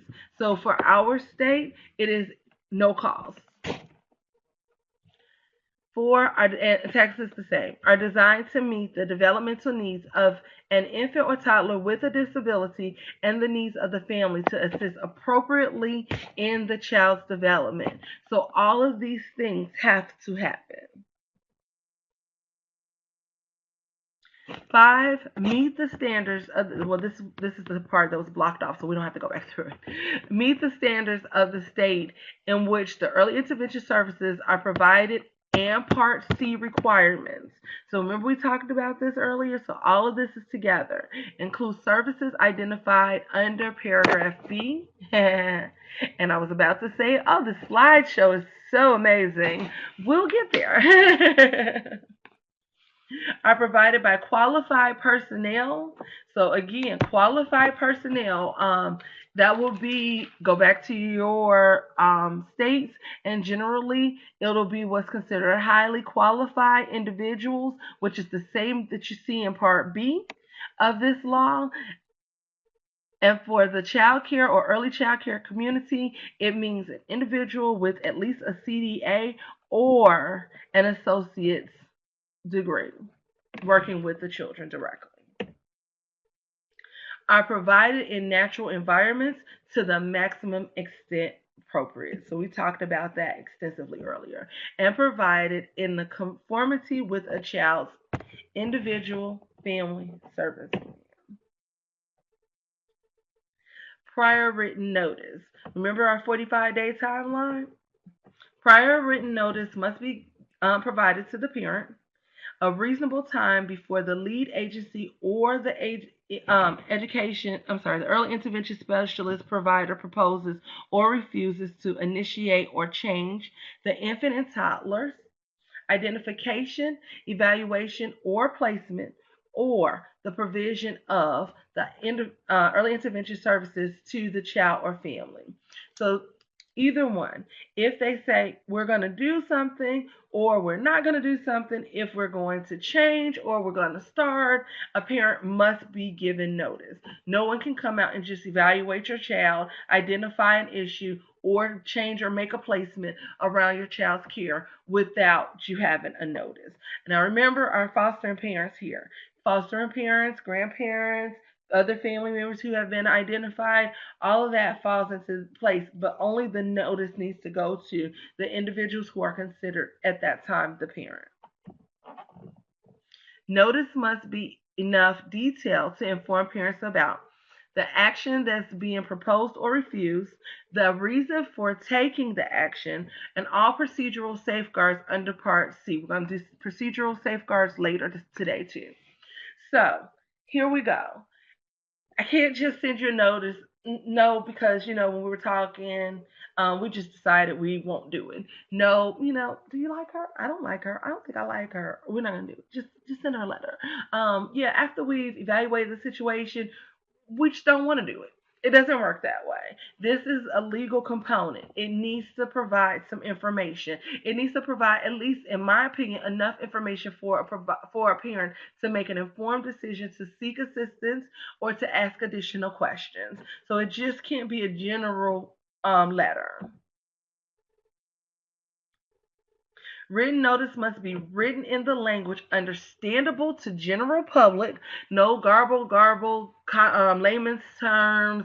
We have determined that we will not provide your child EI. What is it? IFSP as a result of our EI team because the LEA has said no, it can't do it can't do that to the parent. It needs to be stated who was at the table while we're doing it. Someone, everybody who walks into the room should be able to identify what has happened. A parent shouldn't be puzzled saying, who the heck is EI and what is LES and who are they talking to about, it shouldn't be that way. They shouldn't be using words like, gosh, we went to a meeting one time and, you remember what the guy said? I cannot remember, but it was a word that I happen to know the definition of, but at the same time, just a everyday parent may not have known the definition of, and I was going to myself, now why would they write this in there? So it has to be something that everybody will be able to understand, provided in the native language of the parent or other mode of communication used by the parent. So if your parent uses ASL, then we need to be making sure that they're also able to speak in English before we write something. If they are not able to, then we have to provide a translator. If your parent speaks Spanish speaking or even Vietnamese or whatever other languages are You need out the there. TD, you need the TD, what is it, the TYY, what they Yeah, call the TDD, the TTY. Okay, oh goodness. We need to use whatever means is available for the parent and how the parent communicates. We need to make sure that we are doing so unless it's clearly not feasible to do so, but there are so many translation programs out there that the local education agency should have access to translators from other countries or other languages. Native language. You see, American Sign Language, maybe, any other language that's necessary. Native language is described in two ways, and this is section, that little, funny little symbol is referencing a section 304, I'm sorry, 303.25 for an individual with limited English proficiency and for an individual who is deaf, hard of hearing, is blind or visually impaired, or has no written language. So some providers will have no written language, and that's acceptable. We can't go around saying, well, they shouldn't get anything because heck, the only thing we can do is it's a complaint free zone here. We need to find the answers and help our providers, our program administrators, to understand that it's their role to advocate on behalf of as well. The language normally used by the individual in the case, I'm sorry, of a child, the language normally used by the parents of the child. During evaluations and assessments, the language normally used by the child, if developmentally appropriate. So we're looking at two and three, but and maybe some early ones. For an individual who is deaf or hard, I'm sorry, native language is the mode of communication normally used again by that individual. Consent. Parent has been informed of activities for which consent is being sought if in parent's native language. Now, we do run into 0 to 3 parents saying it's too early to make that assessment. I'm not wanting my child to be a part of anything like this. Sometimes they don't want even the service because they feel like it's a free service.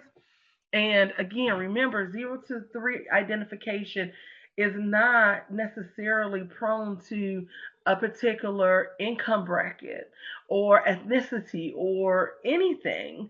Remember, those statistics come a little bit later in life because who's been allowing their children to be identified or the services in which a child can be identified. So you will run into and allow the program administrator to know that you may run into parents who say no. When we were doing changing over in our district the lunch and all of our children in our district receives free lunch, parents were no, my kid won't. I won't give you any information. My children don't need that. And so it does happen. It will happen. They will run into it. Consent form describes that activity, lists early intervention records that will be released, if any, and to whom. Parents understand and agree in writing to the activities. Parents understand that granting consent is voluntary and may be revoked at any time. So they can say, no, I'm not liking this. It's taking them away from their day. We pay, what about a provider? I mean, a parent that pays tuition in a private school and they're paying lots and lots of money, and you have early interventionists coming in throughout the day and they pay for a curriculum. They may say, no, you're taking away from the curriculum. I don't want this because I'm paying for the education and I'm paying for this amount, to happen. I don't want this done like this in this day. I want them to have X, Y, and Z. So you have to be respectful, and we have to help the providers the program administrators to understand that, yeah, it happens. Let's continue to work with the providers. We all the time become some type of advocate. So it definitely is something that we see in our world. Under Part C, the parent must give consent for screening, evaluation, provision of services identified in IFSP. May the lead agency challenge a parent's refusal to consent? Let's find out. What do you guys think? Can a lead agency challenge a parent's refusal to consent? Because that's going to be a question they're going to ask you.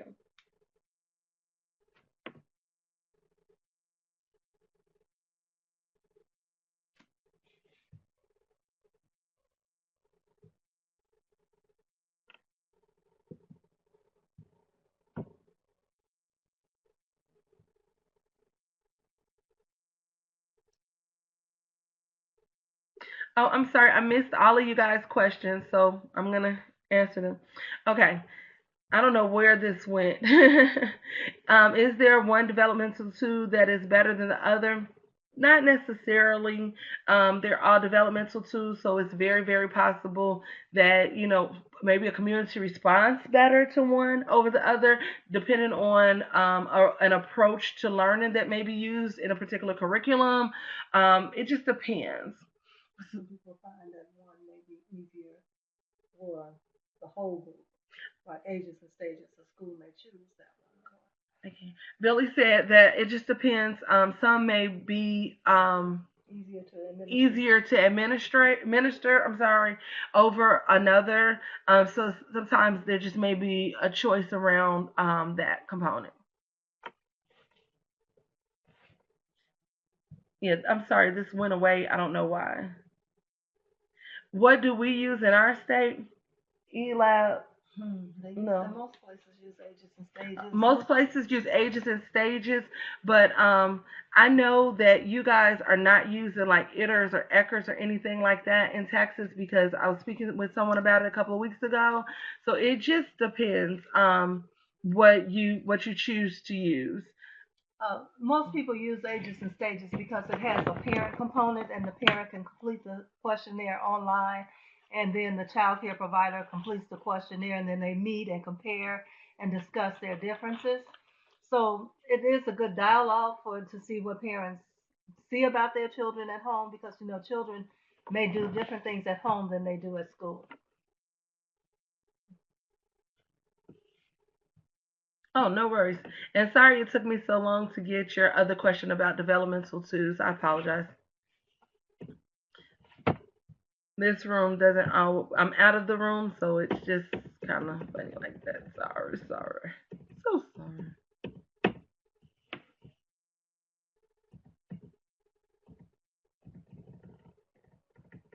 I'm getting back to where we were.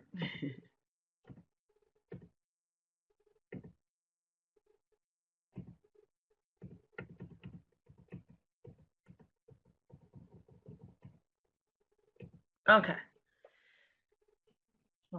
Oh, did he give an answer? May the lead agency challenge a parent's refusal to give? The answer for that is no. They can't, unfortunately.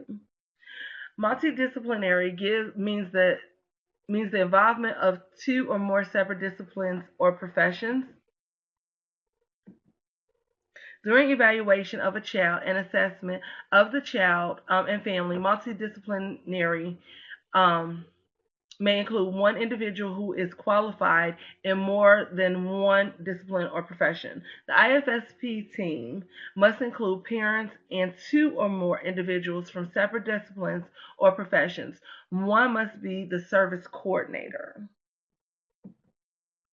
The natural environment, we talked about that earlier, means settings that are natural or typical for the same age infant or toddler without a disability.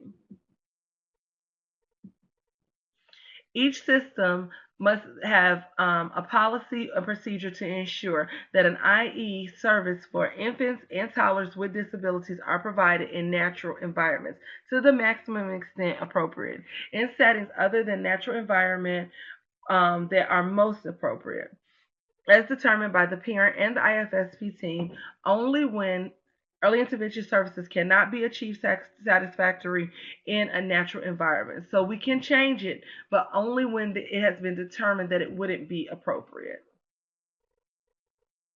And sometimes that determination can be a little bit different. Um, Parents do view, preschool environment as a social environment. Excuse me, if that preschool environment has a rigorous curriculum, then it could be less appropriate for some children than others. So it just depends. Service coordinated services means services provided by a service coordinator to assist and enable an infant or toddler with a disability and the child's family. The family is so included in this. It's not like the 3 to 5 or even the 5. No, 3 to 5 is still family oriented, but 5 to 21, that one is a little bit different. To receive the services and rights required under Part C includes a procedural safeguard. So, do y'all have any questions or comments about how this works for this component? I just wanted to add that, when you started to talk about the individuals and why the environment may not be a natural environment, it also may include that in some cases, like we have a case where the parents are separated and it's kind of a hostile environment. So that neutral environment is not a safe place for them. So they have to actually meet in a separate, well, more institutionalized environment because of that. So that would be one example as well. All right, you guys doing good? Just go ahead and just let me know you're still with me. And go ahead and stand up. Stand up. We'll take a water break. We'll take about 5 minutes for a water break and come back into the room. Do y'all have any questions? Cool beans. Because I'm gonna stretch. If I would use my webcam every once in a while, but you know how that goes. I need to just incorporate, roll your neck, roll your shoulders forward, do a little stretch. So go ahead and take 5 minutes so that we can all come back in and we'll be able to just kind of pick up where we left off. You guys are doing great, okay? Some of these modules are going to be a lot shorter than this particular one. Christy and Robert, are y'all still good? Is it relevant information for you?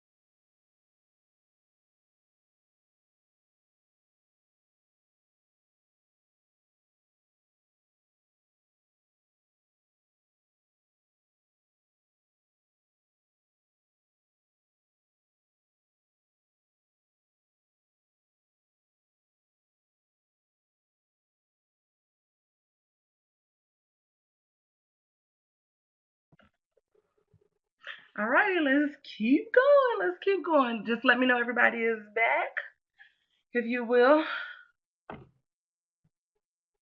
Let's maybe a green check mark and let me know that we're back into the room. And then we'll go through our next component. Okay, now just remember everything that we go through today, you will have. I just don't know why it's not loading properly in this room today. But the room is not even letting me do what I need to do today. So it could be a problem with the oh, I forgot to pause the recording, but it could just be a problem with the room today for whatever reason. Because usually I'm able to load everything right here and not have any problems. So if you can't get it, I'm gonna give you the resource to get everything and more, okay? Just going through it. Alrighty. So Hope is back. Okay, thank you for the check mark. And I guess Veronica's still stepping away, but we're gonna go ahead and get started. She's out of town doing this, so hats off to Veronica. And then my other people, someone had a family emergency, so it's just us today. So we're gonna keep rocking and rolling. Alrighty.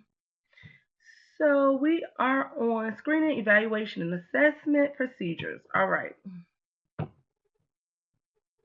I'm so glad to do this with you guys. I'm going to just be honest. I have to review this every year. And since I have to read it anyway, I'm just cheating. I'm just using your company to make sure I do what I do. Teasing, teasing, teasing.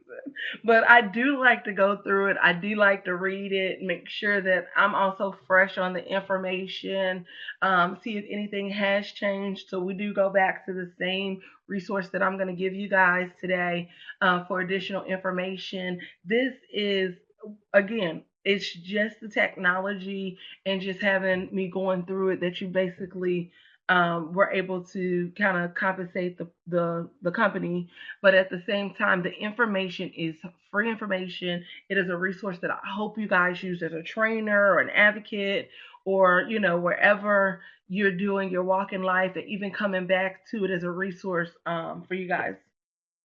So I just love it. I think that I hate that NICHCY lost their funding, but I'm so glad for the folks who decided to just take that extra step, and that's what we have to do sometimes. I'm sorry, I'm just clicking along. The screening procedures. Isn't that a beautiful screen? Maybe that's why I clicked it, because I was just thinking to myself, these pictures are just amazing. So they have done some upgrades since the last time that I actually downloaded this information. So every once in a while, you'll find new information in there. So even though the information, the content is the same, it looks like someone went in and refreshed it. Public information is like that as well. So we're looking at screens from different components. There are many screens. And there are dreaded screens. No one ever wants to get the blue screen. I've gone through many a computers with this doggone blue screen. So here we have concerns about a child. We see these first signs. Here's actually a resource, guys, firstsigns.org. I think that'd be a great resource for you to have on hand and be able to go back, especially if you're trying to create something to explain what you see. And there are very important screens. In this module, you're going to learn states have the option of adopting screening as a part of Child Find, which Child Find, we did a training the other day about it. So it's really a great tool for us all to be able to go back and look at. What states must do if they adopt the screening procedure, and the importance of parental notification and consent. So we will revisit that again. And the Party regulation says about screening verbatim. So this gives you some different outlook, a completely different outlook on what we're looking at and what we're looking for when we start to identify children in the 0 to 3 category. States may choose to include in their child find systems what procedures for the screening of children who have been referred to Part C, and why, to determine whether they are suspected of having a disability. So this is a preventative component. One second. I'm coming in. See if I can get this system to. Uh-oh.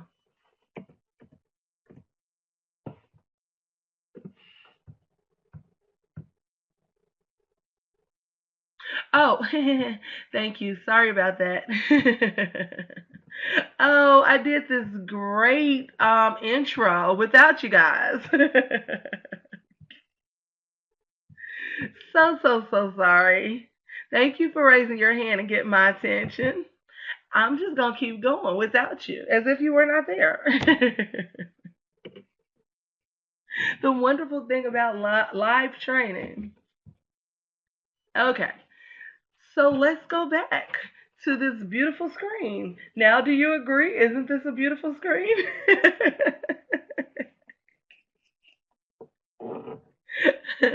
Can you all see it now?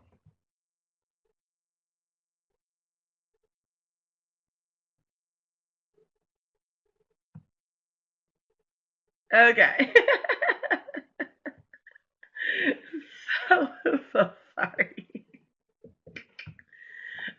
Yeah, it's like that when you decide to do 5 hours after you've done a full week of training. It's just the one thing that happens. All right. So there are screens. Da, da, da. And there's the dreaded screen. That's the blue screen. So don't we all agree that this is the worst screen to ever get on your computer?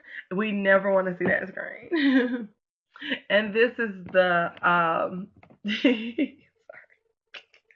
this is the URL or the website that has that information that I was saying, the great information that discusses, those first signs and what we'll be looking for. So there are the very important screens. Any screening that gives answers about why children are doing what they're doing is always something we want to have. So in this module, you're going to learn about what the states have an option of adopting screening as their child find system, which ours has.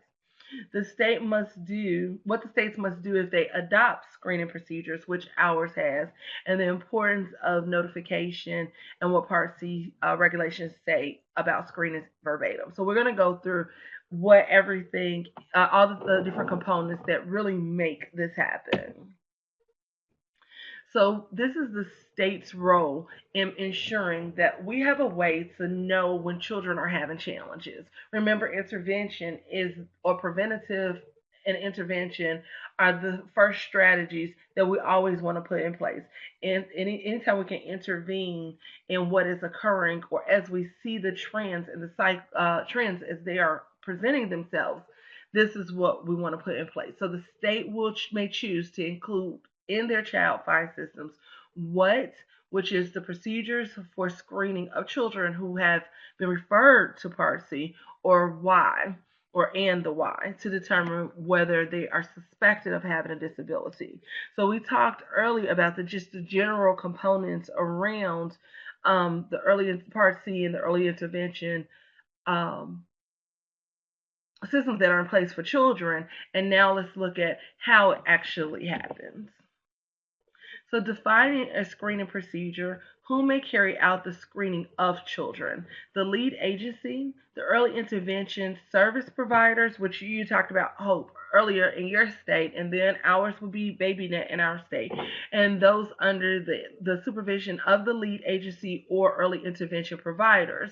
Now, when the state places state funded programming within a private center, or as we, even the mom and pop centers, or a franchise center, or other since maybe religious based centers, however they do it, they will still be under the supervision of the lead agency and the early intervention providers. Generally, this is some type of collaboration that is occurring. For our state, we have the First Steps and Head Start collaboration that is occurring right now to support this. For Texas, I'm not exactly sure who's doing it, but I believe it is your Head Start, because I've seen your Head Start and your university system, which is creating that collaboration in Texas. Is that correct, Hope? Because I saw that partnership across the board the other day when I was looking at some things.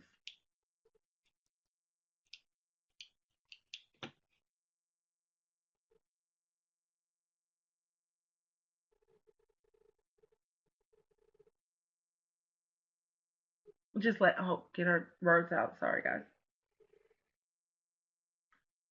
Yeah, I think it's a good place to find out, but I'm almost sure because, like I said, you guys are doing exactly the same thing that we're doing. We're on the same intervention plan.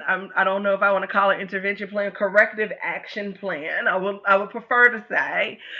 So we are both states are on that same plan that had to come up with some real strong strategies to support our early intervention components, which is why you guys had that big, humongous change and shift of policy and procedure and what needed to be implemented immediately that was advocated, to support an extension over the last, I think, 2 months, Hope. So you all are seeing a lot of changes in Texas, very, very similar to what we're seeing here in South Carolina. Screening procedures include the administration of appropriate instruments by qualified personnel. And remember about those qualified personnel. The qualified personnel has to be an individual who meets the minimum requirements of highly qualified individuals that can assist to determine whether a child is suspected of having a disability. Parental notification and consent are required before any screening procedures may be administered. So, even if uh, early intervention specialist or early intervention program is put into place by your state, the state may put the information in place. The center may accept the grant or the program within their environment. It is our job as trainers and advocates to ensure that the program administrator understands that before any of this is done, go back through your paperwork, even if the packet came from the state, make sure that there is a parental notification and consent has been given. So just because you gave it to them when they started and they agreed that they were going to be a part of this program, before anybody starts to come and do any screening on any of the children, any observation, any recording, that center needs to again allow that parent to know, because that limits the liability for the center. So as we train in the program administration component and we have our directors and assistants in front of us, we need to make sure that our directors and assistants understand that it is their responsibility. It will fall on them. They will be the liable person if this does not occur. They have access to the parent. Okay? And make sure that it just does not become something that is so frequently done that we forget. Because if we just do what we do every day and we have a new parent that comes into our center who missed the initial paperwork, that when we told them that their child was going to be a part of a particular classroom, and we moved and we shift things in our center and put the child in a particular classroom that was one of the state funded classrooms where everybody signed off on the screening and everybody signed on these procedures, then what happens with that new person? Did that parent get a notice? Absolutely not. This is a part of the law. We cannot go and assess, observe, provide screenings, provide procedures, provide support, or under this umbrella without giving proper consent to that parent. So the lead agency must make a reasonable effort to ensure that the parent is fully aware of the nature of the evaluation and assessment of the child or the services that will be available. So where our child care centers like to move children around because we're missing a teacher, if that particular day someone was coming in to do a screening or an evaluation or an assessment on a couple of children and we had them all together in one class, and initially we said, oh, no problem, all the children are in this particular class that needs this screening because they're a part of such and so and so's program, and one child was evaluated but did not have parental consent, we have a liability issue. Okay? So we have to make sure that as trainers, When we discuss these things and we discuss moving the children and we discuss how we're grouping children and we discuss ratios, this is where our responsibility comes in to also discuss this component.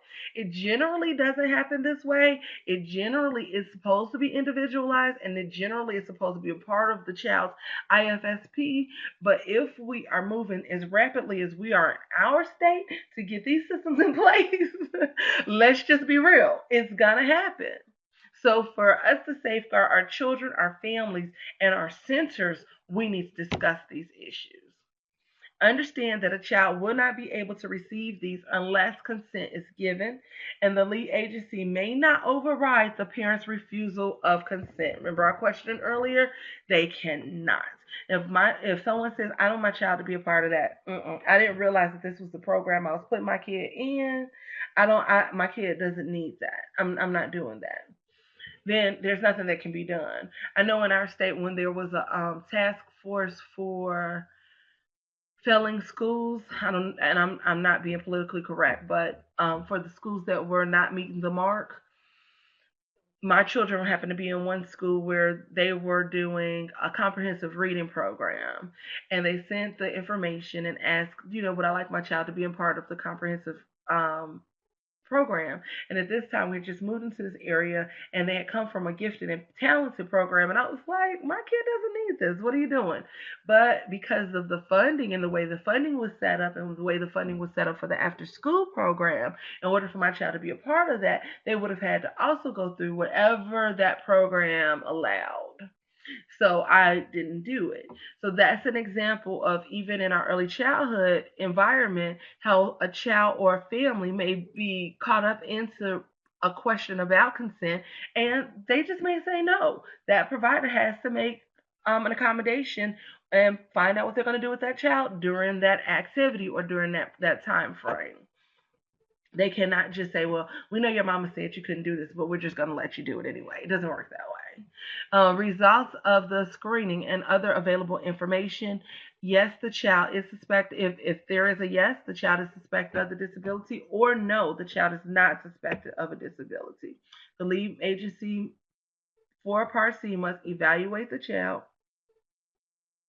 or provide parents with prior written notice. And if the parent requests an evaluation of their child, the child must be evaluated. So even if they say, I'm not sure, I don't think so, they still have to do it if the parent says, I think so. So here we have name 5 facts about screening. Go ahead, shoot. What do we know about screening? And this is going to be you guys telling me in chat. I'm sorry.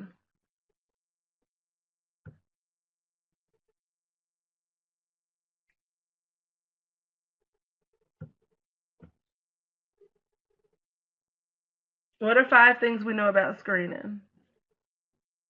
I know that, yep, must have consent. Great.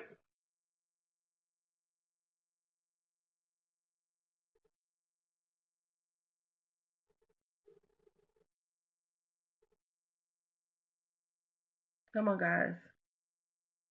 If a parent says no, I'm sorry, if a parent says yes, I would like my child evaluated, we have to what?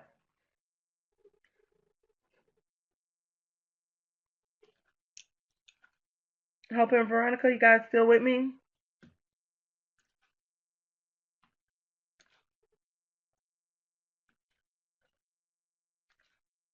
Sorry, I know sometimes the system freezes. Okay, so can you give me at least one thing we know about screenings? That's what we're doing. We're trying to come up with 5.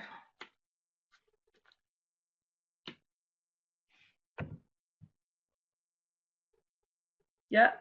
Mhm. And that's the evaluation. Yeah.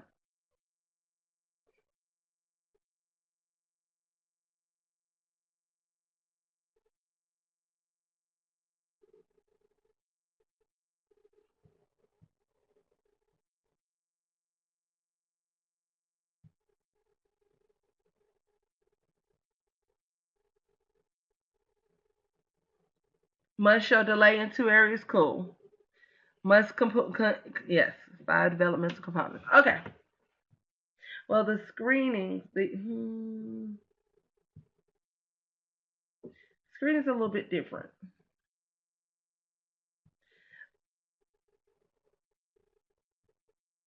Okay, we'll learn a little bit more along the way. Give me a second. Um, yeah, the 5 developmental components are if we're going to determine, yeah, well, that's right, that it does have, it is right that it does have to have excuse me, a deficit area in order for us to provide services. So we are looking for that to evaluate the screening. So that's right. You guys are doing great. Okay, so let's go to the handout real quick.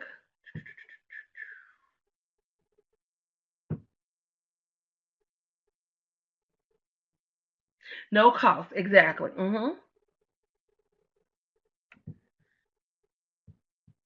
Okay, so let me grab another. So we are in module 3. Browse my computer. Get you guys a handout.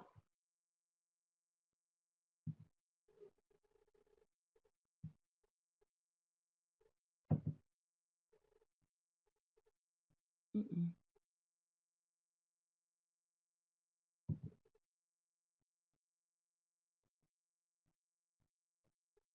Bear with me. Did we do? Nope, we still in module 1.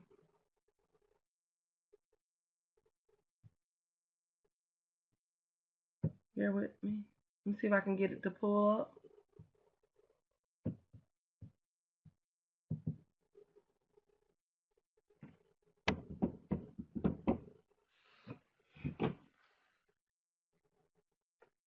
Jeopardy. Oh no, I was thinking Wheel of Fortune. Doom doom doom. Is that Jeopardy? Okay. I have no ear for sound or music, so I am the worst. Okay. So for 100. Okay, no. You guys tell me. Um, let's see. It's 3 of us. Uh oh. Go back. Okay. Shoot. Who wants to start? For 100, you know how to play Jeopardy. Let's do it. Let's make it happen. Anybody can start.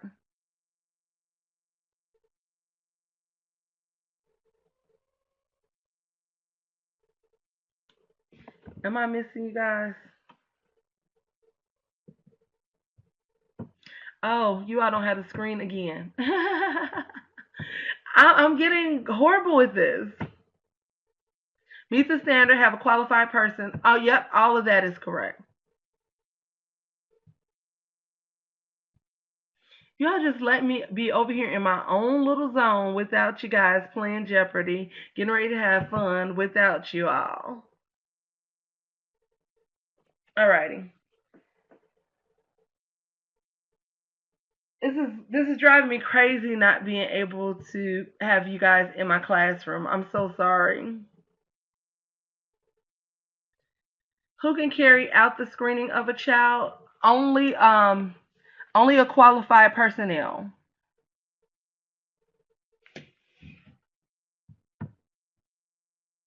Okay, so this is our Jeopardy game.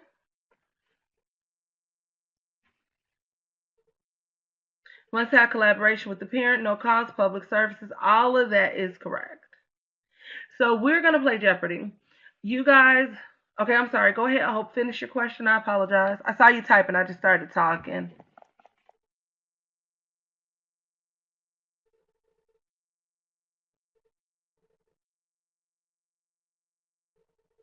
Okay, cool beans. All right, anybody can start this game. And for who wants to start? Y'all know how to play Jeopardy. For $100, I'll take. Come on, guys, we can do it together. Want me to pick somebody to start? Okay, $100. You'll take child fine. Okay, Veronica first. This is the affirmative obligation of child fine. What is the affirmative? What is the affirmative? Okay, let's do an example first because it threw me off. Oh, Hope might get it. Go ahead.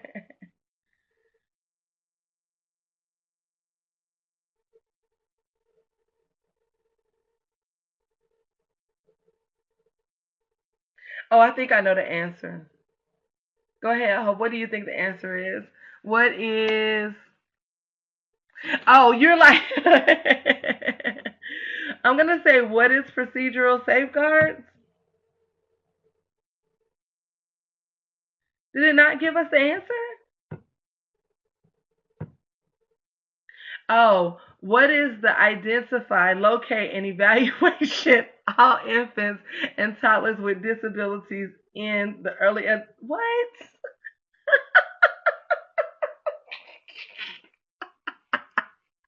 Okay. What is to identify, locate, and evaluate? Oh, I got it. Okay, okay, okay. I think I get it. What is the EI organization? Okay, so this is the affirmative obligation of child find. Okay, so I think I was supposed to say it. I think we're not. I know. Because we're all over here like, what in the world? I think this is the issue. Okay, so I think you're supposed to ask the question. I'm not supposed to let you see the answer. So it's kind of crazy how it's set up. So I apologize. So it's supposed to be, okay, let's try it again. Let me see if I can get it right. I think I get it.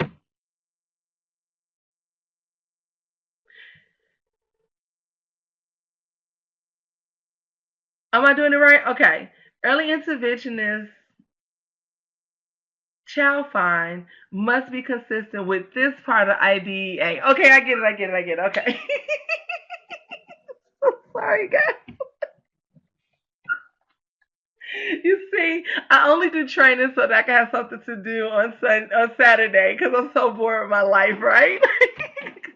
Just teasing. Okay, so what is Part C? Early interventions child find must be consistent with this part of IDEA. I think you might have it. What is Part B of IDEA? Okay, we didn't even talk about Part B, so don't feel any kind of way. Okay, I think we're doing it right now. It was a good try. Okay, who wanted to go next? Chris. Okay. Did you know for 100, Robert and Christy? The campaign that each lead agency must conduct is called this.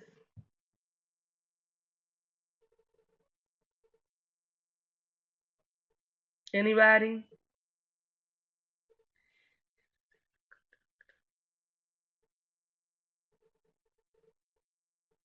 Screening? Let's see. Oops. Public awareness program? Okay, I'm thinking that we haven't done this yet. Okay, we're gonna keep going though. I didn't think we covered that either. You know what? We're not gonna be self-defeated. We're gonna go back out, cover some more things. We're gonna come back and we're gonna rock this at the end. Okay? Is that a fair plan? Because I'm even over here like, are you kidding me?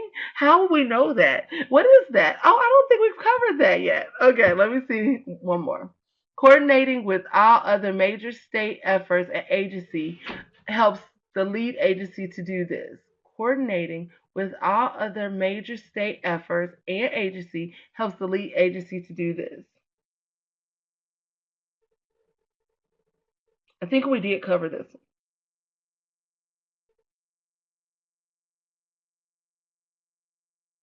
Let's see.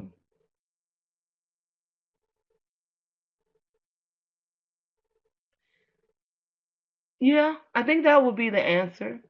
What is identifying, locating all, yeah, okay, with disability needing early intervention services in the state? What is? Okay. Let's keep going. We might get this. And then we'll review. We'll go to the next one. We live on reservations. Really? Okay.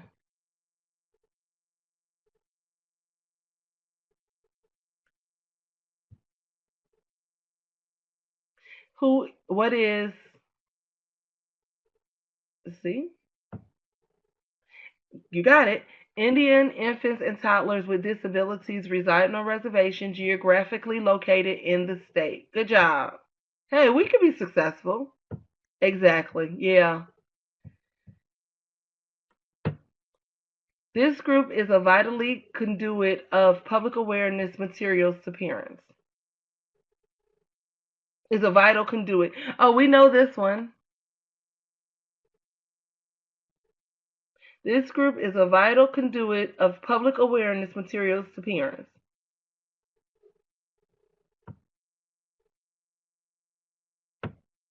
Uh-oh. If I could ever figure out not to do that. Primary referral sources.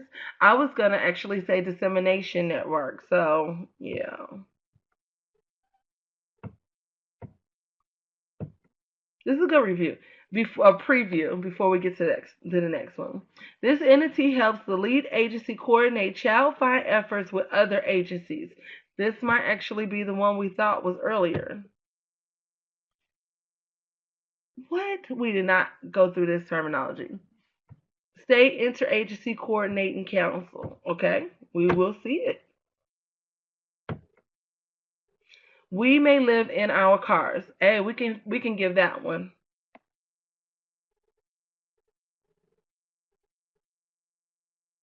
Yep. What is homeless?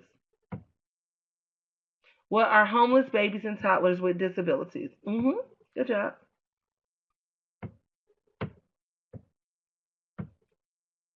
This is the timeline for making a referral. Come on, guys.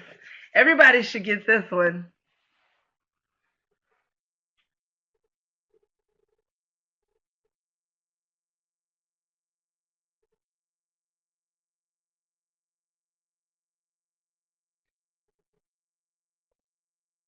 What is 45 days? What? As soon as possible after identifying a child in no case more than 7 days.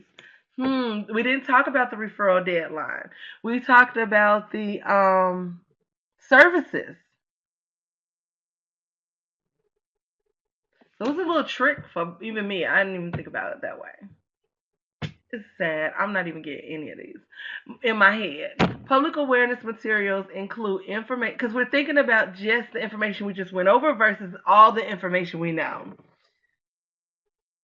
Yeah, referral. Public awareness materials include information on how to do this.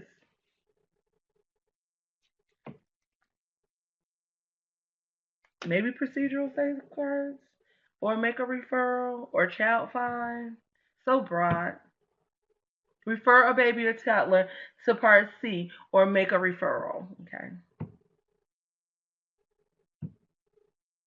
The lead agency must coordinate child find efforts with this other IDA related entity.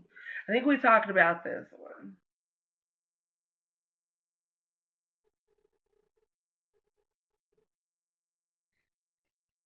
Y'all giving up on it? The Part B program or the state education agency responsible for, yeah, so BabyNet would be one, but it's more the state education agency. So that would be like the Department of Education. We may be living with a family, but not our parents. The lead, yeah, we may be living with a family, but not our parents. Okay, you guys, I know you know this one.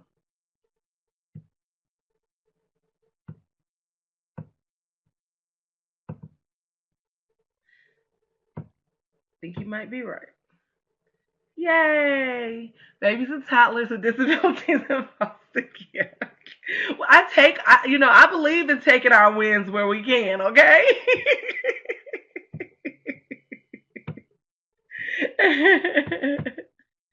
Examples include physicians, parents, and healthcare providers. Come on, guys. I think we should know this one.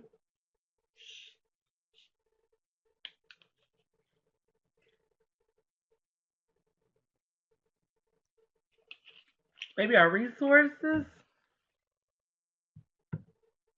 Oops. Primary referral sources. Public awareness materials must include these three things.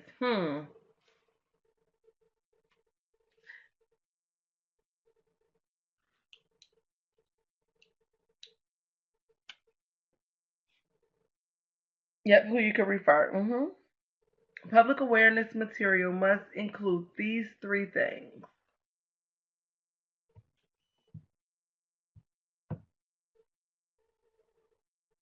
What is, yeah, I got it. I told you I read chat. Info about ability of IE services, info about child find or how to refer children under 3 for evaluation or EI services, and central directory. Okay, we got a lot to go over. Not a lot, but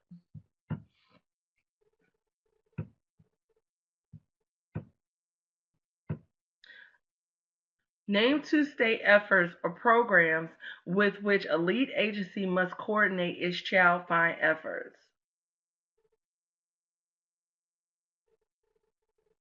You just said them a second ago. See?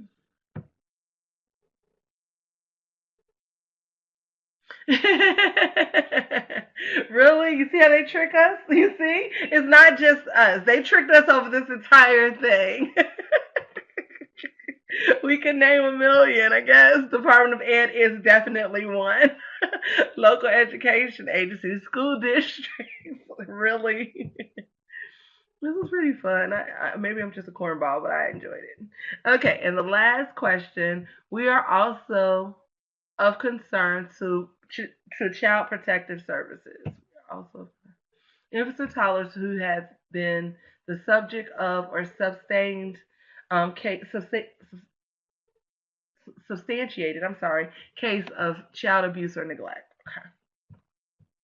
So not only are we looking for disabilities, we're looking for other issues and barriers and challenges that children have experienced. Okay, yeah, this one was a little bit. My steam is in the in the toilet right now. So let's rebuild and keep learning. That was a false model. It was in my list for 3.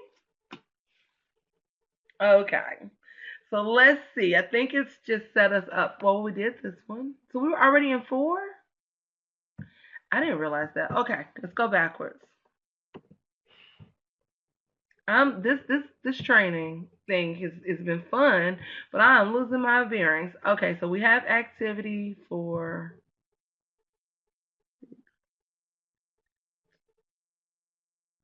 Okay, so let's look at module handout for the module 4. One sec.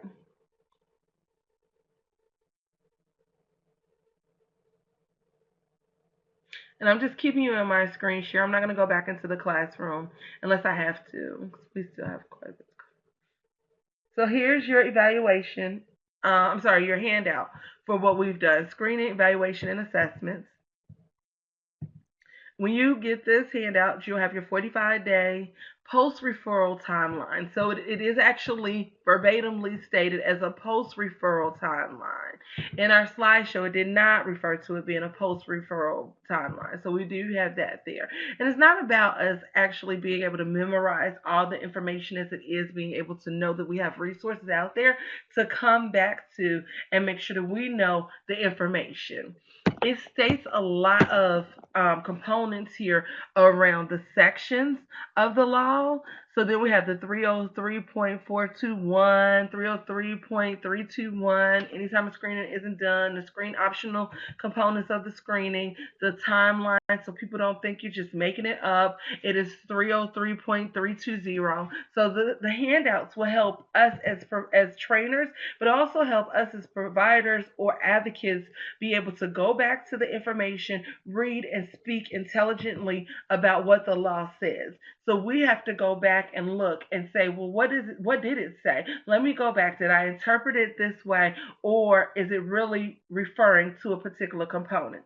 Unfortunately, this is a law, or fortunate it is a law. So we have these sections of the law that is going to help us and support us through policies and procedures as we need support and help, or as we need to advocate or educate other individuals about it. So it's not Chantel says that this is what happened. Chantel's company says for childcare says this is what happened.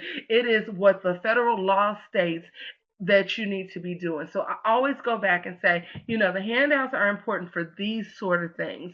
When people are looking at you and they just have never seen or experienced or heard about this being done for infant and toddlers, you're not making something up. You are letting them know that it is more than just providing reasonable accommodations. There is an entire system that is set up to support infants and toddlers in private placement. And that's why this is so important and essential for us to let even our mom and pop childcare programs. And I don't like to call it that, but we don't have another real terminology for it. But it just needs we need to know that every childcare center, and when they open their doors, they are still responsible and bound by this component. So it's such an essential component, and we can't really play with it. On the fostering end, wherever you seek additional support, now is also responsible for supporting you with that 2 month old, with that 3-year old, no matter what their delays or their situation is, or if there's an identified or unidentified component, you can contact Child Find and get the referral started within 7 days. You can contact Child Find and know that after that 7 days, this is what's supposed to happen next, so that you can be proactive and on top of what you need to find out for that 2 month old if you're just not sure. So it's such a pertinent part of what we do. Okay. I have so many things up right now. Okay, so I'm that's gonna come to you as well. So just I'm gonna show you where to get all of this stuff. Okay, so we did module 3 handout. We did module 3. Sorry guys. Sorry you have to be a part of my world in this.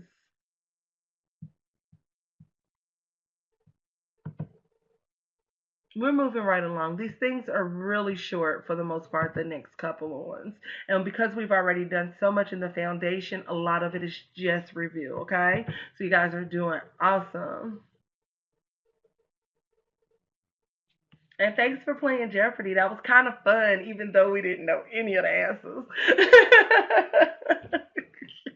It's just how they gave it to us. And since we have brain overload with so much going on, it's just that kind of thing. And that is my story, and I'm sticking to it, okay? We're not going to say I didn't teach it. I'm not going to say that we haven't seen it. I'm just going to say, with all this information, they need to rephrase the questions. So let's go back. I'm sorry. Procedures for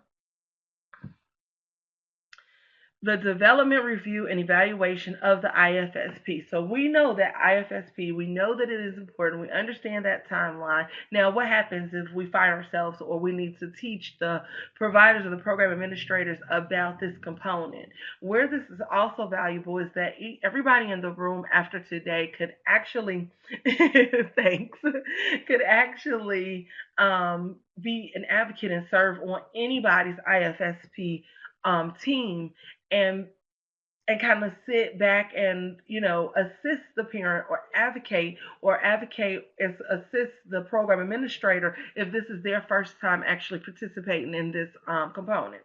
So when we finish this, you guys will receive a certificate of completion that will be supportive of what you need to do next if you want to keep and further this information in the educational realm, as an advocate, even just as a friend who's been through something or has a little bit of information. You will also be a valuable person in this team. So this individualized family service plan. Every child receiving early intervention services under Part C must have an individualized family service plan. So what used to happen is, and Veronica probably can attest to this, and maybe some others in the room as well. When and I'm gonna just use Head Start as an example. Don't please don't misunderstand that I'm saying that Head Start did something wrong. I'm saying this is what used to be the norm and what we used to see before we had such specific guidelines. Children who maybe they have speech issues will be grouped in one room with the speech path specialist, and the speech path specialist will come and talk to them for, do whatever their activities are for an hour at a time. And all the kids in the entire, especially if you're in a rural area, the entire Head Start who had these challenges would go into this room with this speech path. And every once in a while would say, we're working on their paperwork. We're going to send them too. Remember Veronica? Am I wrong? Is she still in the room? Uh-oh. I can't get this part right. Yeah, we and it wasn't necessarily the I'm so challenged with this little system I have going on over here. It wasn't necessarily that it was wrong. It was our way to make sure that everybody was able to get this, this component. So it was our way of helping. Well, Part C states we can't be doing that. Everybody who goes into this room needs to first of all have consent from their parent. We can't just identify and say, well, it looks like a weakness here, but we're going to take them to the doctor, then we'll bring them back, then we'll be able to add this to the plan. But today, let's go ahead and provide services. The parent doesn't know that we're providing services, and we're, putting them in this area, and we have this going on. So this cannot happen anymore. So this module will talk about what the procedures for developing and reviewing and evaluating the IFSP is. The next module is going to talk about the contents of the IFSP, and then the last one will talk about that meeting in the IFSP. These are very, very short modules. So you guys, you rock. We're going to get through it. So you will learn the definition and the purpose of the IFSP, who develops the IFSP, the timeline for the IFSP development and review, and the procedures the lead agency must follow before scheduling an IFSP meeting. We'll also talk about that requirement again of the native language. Now remember, a lot of this we've already done, so we're not going to have to, kind of go through it in depth. The IFSP has two general purposes: to set reasonable developmental goals for the infant and toddler with disability. Okay, so they're developmental goals. That means that this is a timeline that's not only going to meet the milestone or the age bracket, but it's also going to be appropriate for where we want to move and what we're trying to develop. The state of serve the state I'm sorry the state the services the to state to state the services the early intervention program with me can't see it will coordinate and provide for the child and his or her family. Who develops this plan? The IFSP team, the team that develops the initial and annual IFSP includes the parents of the child. And remember when Billy was in here, she was talking about the component there, what that parent looks like. Other family members, what does that look like? Remember the diversity of our country and the diversity of the families. So we have to ask. We cannot initiate it. And then also, do you see that asterisk? If requested by the parent, we are to grant it. An advocate or a person outside the family. That could be any of us on the line today. As of today, you'll have enough information to make an informed decision or ask additional questions. You'll be a substantial person in an IFSP meeting if necessary. The service coordinator, persons directly involved in conducting the evaluation and the assessment, and those who will be providing the early intervention services to the child or family as appropriate. So if there's a comprehensive plan and there are more than one disability, maybe the service provider needs to only one of the service providers need to be there. Maybe all the service providers need to be there. It just depends on the appropriateness of the situation. Definitions of the IFSP. There you go again by law, 303.20, which is going to also be supported by your handout. And you'll also have the slideshow. Individualized Family Service Plans, or IFSPs, is a written plan, not a verbal plan. We can't be in passing, walking through the school. Oh, I talked to the director about that. I called the district and they told me they were going to do this. No, if you don't have it in writing, it is not considered an IFSP for providing early intervention services to an infant or toddler with disabilities and to that child's family. So 0 to 3, this is what we're looking at, okay?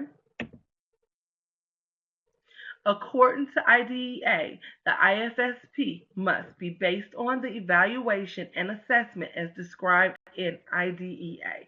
IDEA, again, is Individual Disability Education Act. It is a part of a federal act, which means that it is a part of a federal law. It is law. It is federally mandated. It includes specific content, be developed in keeping with specific IFSP procedures, be implemented as soon as possible after parental consent is given. So we're not saying, oh, well, she signed it on, January 1st. We're going to wait until, oh, did y'all know the school was getting ready to be let out? We're going to wait until after the break. And then when we come back, no, it doesn't work that way. As soon as possible, in a reasonable amount of time. Meeting to develop the IFSP within 45 days post referral timeline. Periodically review of the ISP, you all remember that? Every 6 months or more frequently if warranted by request by a family. Meeting to evaluate the IFSP at least annually. So if we don't need it, it's nothing that's going on, then we are reviewing it, but nothing, maybe nothing needs to change. So we're not calling the, family in, we're just gonna go ahead and make the review of it. Then do we need to evaluate it, actually look at it and see what changes need to be made? Definitely. That's a different type of meeting and it needs to be done at least once a year. And that's a rolling year, not a calendar year. Required procedures for an IFSP meeting. Lead agency and early intervention providers must ensure meetings are conducted in setting and time convenient for family. So, if I can't make it because of my job, which my job is real hectic and crazy, and I did not even realize my child had these challenges, and my schedule is booked for a full year. So to ask me to come in for a 3-hour meeting just may not be conducive to my life. Doesn't mean I don't love my child. Doesn't mean that I should make time to make it happen all the time. It means that it needs to be something that's convenient for my life as well so that I can give my 100% undivided attention. That may mean that I need to do it by phone. That may mean that I need to do it by webinar. That may mean that I may need to do it after school hours. That is exactly what that means. It does not have to meet the need of the LEA. It has to meet the need of the family. The family dictates that. Notify parents of the meeting that after we've said that this works and this is a convenient time and we're able to make it happen and all the schedules are meeting the needs, I still get a notification. You can't just do it without me. Take steps as necessary to ensure that the parent understands the procedures of the IFSP meeting and what's happening to them. This has to happen. Final points about the IFSP procedures. The contents of the IFSP must be fully explained to the parent. Parents' informed written consent must be obtained before early intervention services in the IFSP may be provided. So even if we were talking and I was in passing and I had that, I had that printed up for you, I need to get you to sign it. Dog, I forget every day to get you to sign it. The provider is here. We haven't even had a signature yet. Can that provider provide services? Absolutely not. Oh, I know her. Don't worry, I'll just get it signed this afternoon. No, you're non-compliant. That is not how this is set up. That is not what we need to do. Lead agency may not use due process to challenge a parent's refusal to provide consent. You can't go and bully the parents into doing this. Parents do not have to give you consent to do this. A copy of each evaluation assessment and an IFSP must be provided to parents at no cost as soon as possible after each IFSP meeting. Okay, so the parent has come to the meeting We have a challenge now. There's, services that need to be provided. We're all able to identify it. We're giving the parent the, reality that these are the challenges that's needed. Now, what's the uniqueness about having a parent, that may be a new parent in the early months? Do they want to hear this? Nobody wants to hear this. And if their pediatrician didn't tell them anything, do they have to necessarily take your word for it just because, they went through the initial process? Sometimes parents will go through denial. It happens. We need to be sensitive. So, as trainers, as advocates, as friends of, we have to make sure that we are most appropriate first. So, when we talk about these things, do a lot of role play. Talk about the what ifs, talk about the good, the bad, the ugly. Talk about what the providers feel when parents will say no, and you know that you need support around this, around working with the children. Can they bully the child out of the center? Absolutely not. A huge liability. Make sure that you also talk to them about that and how to, put systems in place so that they can support the families. So as you're looking at your training and you're looking at what you'd like to provide out of this and how you're going to be solution based when we finish this training, think about those type of training and make them short. Make them, not you're not looking at full day training around this. You're looking at, 2 hours, 1 hour, something that's going to be realistic for, I'm sorry, tangible, not tangible, efficient, effective for the providers that you're working with to be able to grasp the component and understand that they may need to do something different. So it'll need to be like a sensitivity training, effective communication, conflict resolution. Those will be some hot topics around how we can get the providers to better understand their role when conflict arises, because this is going to be at the end of the day, they do all of this and they still have the children that they have to work with, regardless if the parent says yes or no. Kinship fostering is a little different than if you're doing traditional fostering. Kinship fostering, that parent is the guardian that is with that child is not necessarily the legal guardian, and that parent will still have to say yes. And they can't do a lot of things without that parent's consent, unless the parent is, in jail or something like that, incarcerated. But other than that, they have to be able to say yes. And that parent says, no, you can't do anything. It's absolutely nothing. So, what happens next for the provider? So, that's a very important role for the trainer to pick up and see what we need to do next to support the providers in the care when the parents may say, no, we're not going to get any additional support. Okay? A copy of each evaluation assessment and IFSP must be provided to the parent at no cost as soon as possible after each IFSP meeting. So we have to understand that the parents should not be burdened by this component. Any questions, comments, otherwise?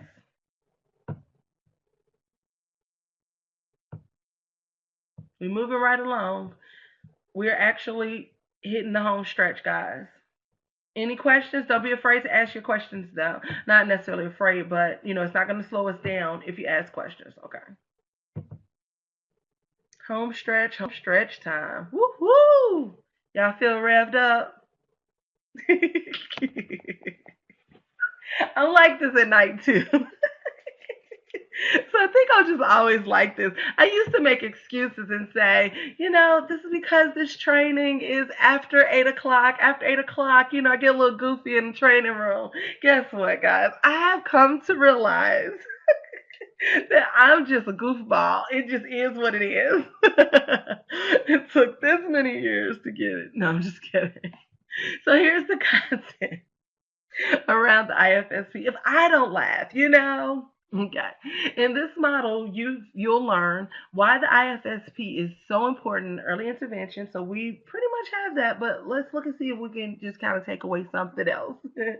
The 8 types of information included. Did you see that? 8. Got it? 8. Got another key number there. Information included in the IFSP and what IDEA's Part C regulations say about the content of the IFSP verbatim. So this is a cool section. Did we do this one? Why it looks exactly the same, right? I'm going crazy now. The IFSP has 2 general purposes.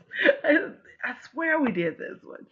To set reasonable developmental goals for the. Did we do this? Okay, let me go another one.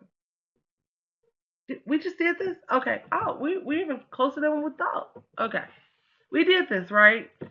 Or am I just going crazy? Did we do that one before I go on? Okay. Okay. Hey,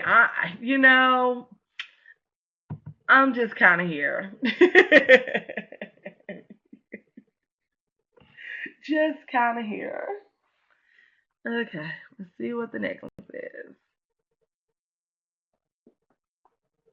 Too funny. And it looks like we skipped a module, but sometimes with these, it's just kind of like that. This is transition. Thank you. Thank you, Veronica. Well, I feel like we missed something. Maybe they put it all together because it did answer all those questions, didn't it?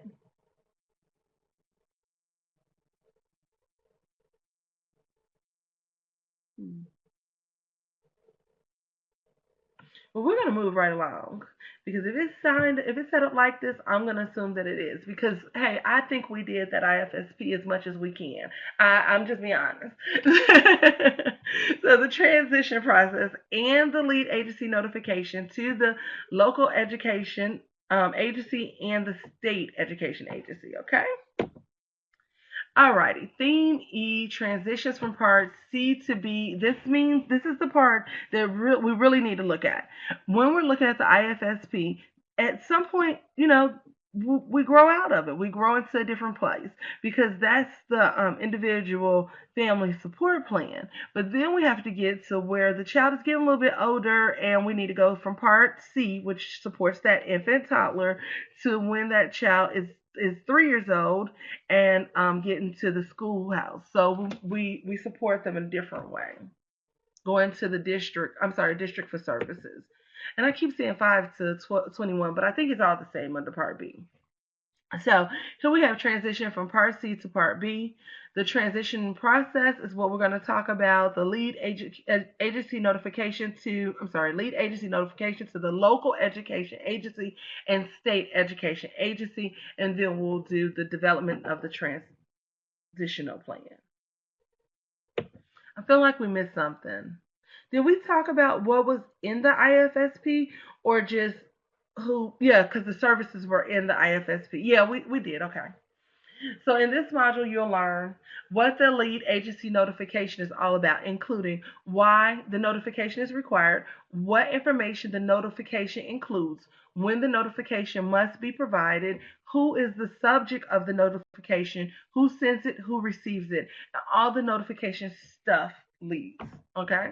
All this notification stuff. So our goal in general is each state must have a policy and procedure to ensure a smooth transition for infants and toddlers with disabilities under the age of 3 and their families to from early intervention services to who? Preschoolers and other appropriate services for toddlers with disabilities. So we're exiting the early intervention program. We're saying bye-bye to that and we're moving to the next step. So in order for us to do that, the notification of the state education agency and appropriate local education agencies by when no fewer than 90 days before the child's third birthday. What is the action? The lead agency must notify the state education agency and the child's local education agency. So that means from 0 to 3, we have something that happens. And then we move from that and we're notifying not only the state Department of Education, but we're notifying the district department, generally the district or your township, however it's broken up. Sometimes you have consolidated. Whatever you all call your district or your local education agency, that's who they would be referring to. What message? That the child will be reaching the age of eligibility for Part B. That's when we start talking about like IEPs and that sort of thing. Here is the important notice. This notification is required only for those toddlers who may be eligible for services under Part B of IDEA. What's disclosed? A child's name, the date of birth, and the parental contact information. So who you were working with, where you were, who your intervention specialists were, they're not going to have access to that. Who your IFSP team is, they're not going to know anything about that. They may not even know who these people are. So we have to recognize that. What circumstance? When a toddler is referred to the lead agency between 45 and 90 days before the third birthday, and the toddler may be eligible for preschool services under Part B. So what is the action? The lead agency refers the toddler to the state education agency and appropriate LEA as soon as possible after determining the child's eligibility for Part C. The parental consent needed depends on if the state has an opt-out policy, which the parent may object. Okay? So, if we identify from, I want you guys to really understand what we just read. If we identify from 0 to 3, if this disability is actually continuing on from after the 0 to 3, and we've done all the intervention services, put all the services in place, we've provided all the therapeutic needs, the parent has everything that they need, but the disability is still there, then we are now notifying the preschool environment, whatever that preschool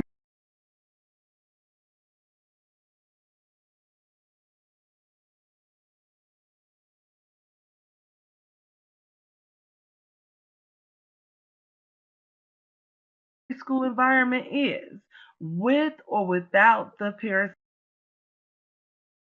consent, depending on the state. For the state of South Carolina, we can provide that no matter what. Okay, the parents' consent is not necessary. I believe Texas is exactly the same hope, but we'll look at that one as one of those things to find out more information about. Okay, circumstance 2, 45 days. When a toddler is referred to the lead agency fewer than 45 days before the third birthday, and the toddler may be eligible for preschool services under Part B, the lead agency refers the toddler to the state education agency and appropriate LEA. Parental consent is required. What non-action? The lead agency is not required to conduct the evaluation, assessment, or an initial IFSP meeting. Why? Because look at our timeline. In that timeline, what has already happened? This means that we'll be doing double of what has just occurred. So everything at this point is working in sync. The only difference is we're also letting the parent know, not only are you doing X, Y, and Z, but we're also going to go ahead and send your referral over to the state education agency and the local education agency. They are not going to do what we're doing because we already have our timeline established. So you're not going to get evaluations in 2 places, you're not going to get assessments in 2 places, and we're not going to do an IFSP meeting in 2 places. The only reason that we will be referring in this 45-day bracket is because maybe we've received the referral within that 45 days, okay? Interagency agreements, intra-agency agreements. Woohoo! I'm just kidding. Smoothed away. I know, I know.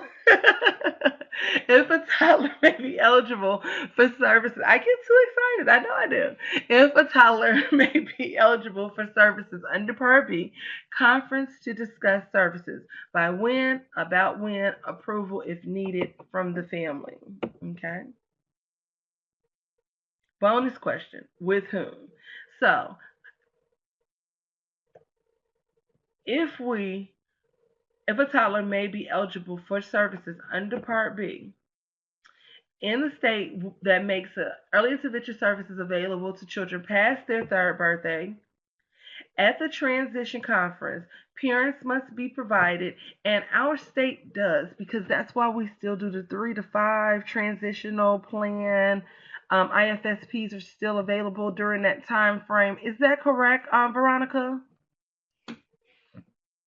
An option of toddlers, I'm sorry, explanation of toddlers' options to continue or receive early intervention services under Part C or preschool services under Section 619. Now, our early intervention program may end at 3 years old, like our baby net, or your early intervention program hope may end at 3 years old. However, sometimes there's a wraparound service that may be a part of that collaborative system.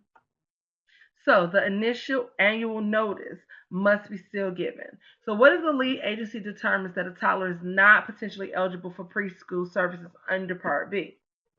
For the next step will be creating what's called a transitional plan. So that means that we're putting a plan in place that's saying you might not be going to get an IEP, but maybe you'll be getting a Section 504.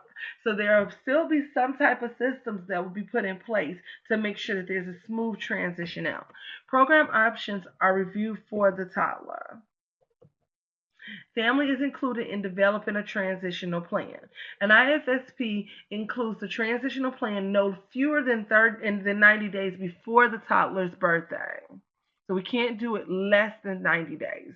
As appropriate, steps for toddlers and families to exit Part C programs and any transitional services the IFSP team identifies as the need by the toddler and the family, and at the discretion of all parties for not more than 9 months. So they're not going to just say we're not going to provide you anything because hey, you're turning 3. That's adios amigos. That's not what we're doing. We're going to go back and we're going to say, okay, so you're turning 3. Let's make sure that there's a smooth transition. We're so happy to see that every system we put in place has absolutely been successful. And what we're going to do, because the child still likes to participate in this, so we see that there's enough, a little bit more, just a little bit more of a boost that they need around this, we're going to still allow for some of these things to happen for the next 6 to 9 months. Questions, comments, or otherwise? I like that little roundup thing. It's pretty cool.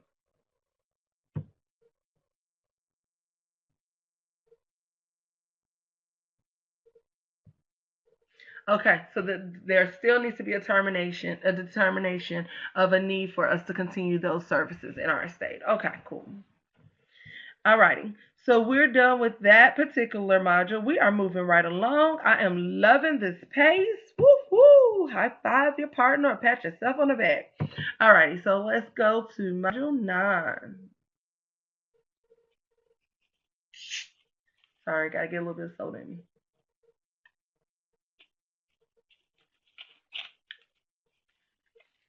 My train's so ridiculous. I have soda, water. I alternate between. Sometimes I need water. Sometimes I just need a boost. All right, development of the transitional plan. Okay. Wait, did we just do this? No, we didn't. Okay. So module 8, the transition plan. So we're in module 9, developing the transitional plan. In this module, you'll learn why transition planning for toddlers and families in Part C is important and how a transitional plan is developed, by whom and by when, and what information a transition plan must contain. Also, what IDEA's Part C regulation says about developing the transitional plan, again, verbatimly. So here's some basic facts. The transitional plan is part of the IFSP, not a separate document. It is a part of it. It can't be, well, we already have our IFSP. We just came here so that we can get the transitional plan. We don't need another one of those. It doesn't work like that. It's exactly the same. Every toddler in Part C must have a transitional plan in the IFSP at least 90 days before turning 3. OSEP, which is one of the places. Google it. The Office of Special Education. I'm stuck on the P. Veronica, do you know it off the top? If not, guys, go ahead and somebody Google it for me. Thank you. I know it's Office of Special Education. I'm not sure if it's policies, but I'm thinking that, but I'm just not sure. So we'll check that one. Has published a model IFSP form that includes a transition plan. And you all will have this one in your areas, and we're going to look at that before we leave. Hopefully, I have time. In 2011, 30, 349,370 toddlers exited Part C. So we see that this is something that's so needed and necessary because we're doing these transitional plans constantly. For all toddlers with disabilities, lead agencies must ensure families included in that developmental plan, program options are reviewed, is appropriate, steps for toddlers to exit, any transitional services.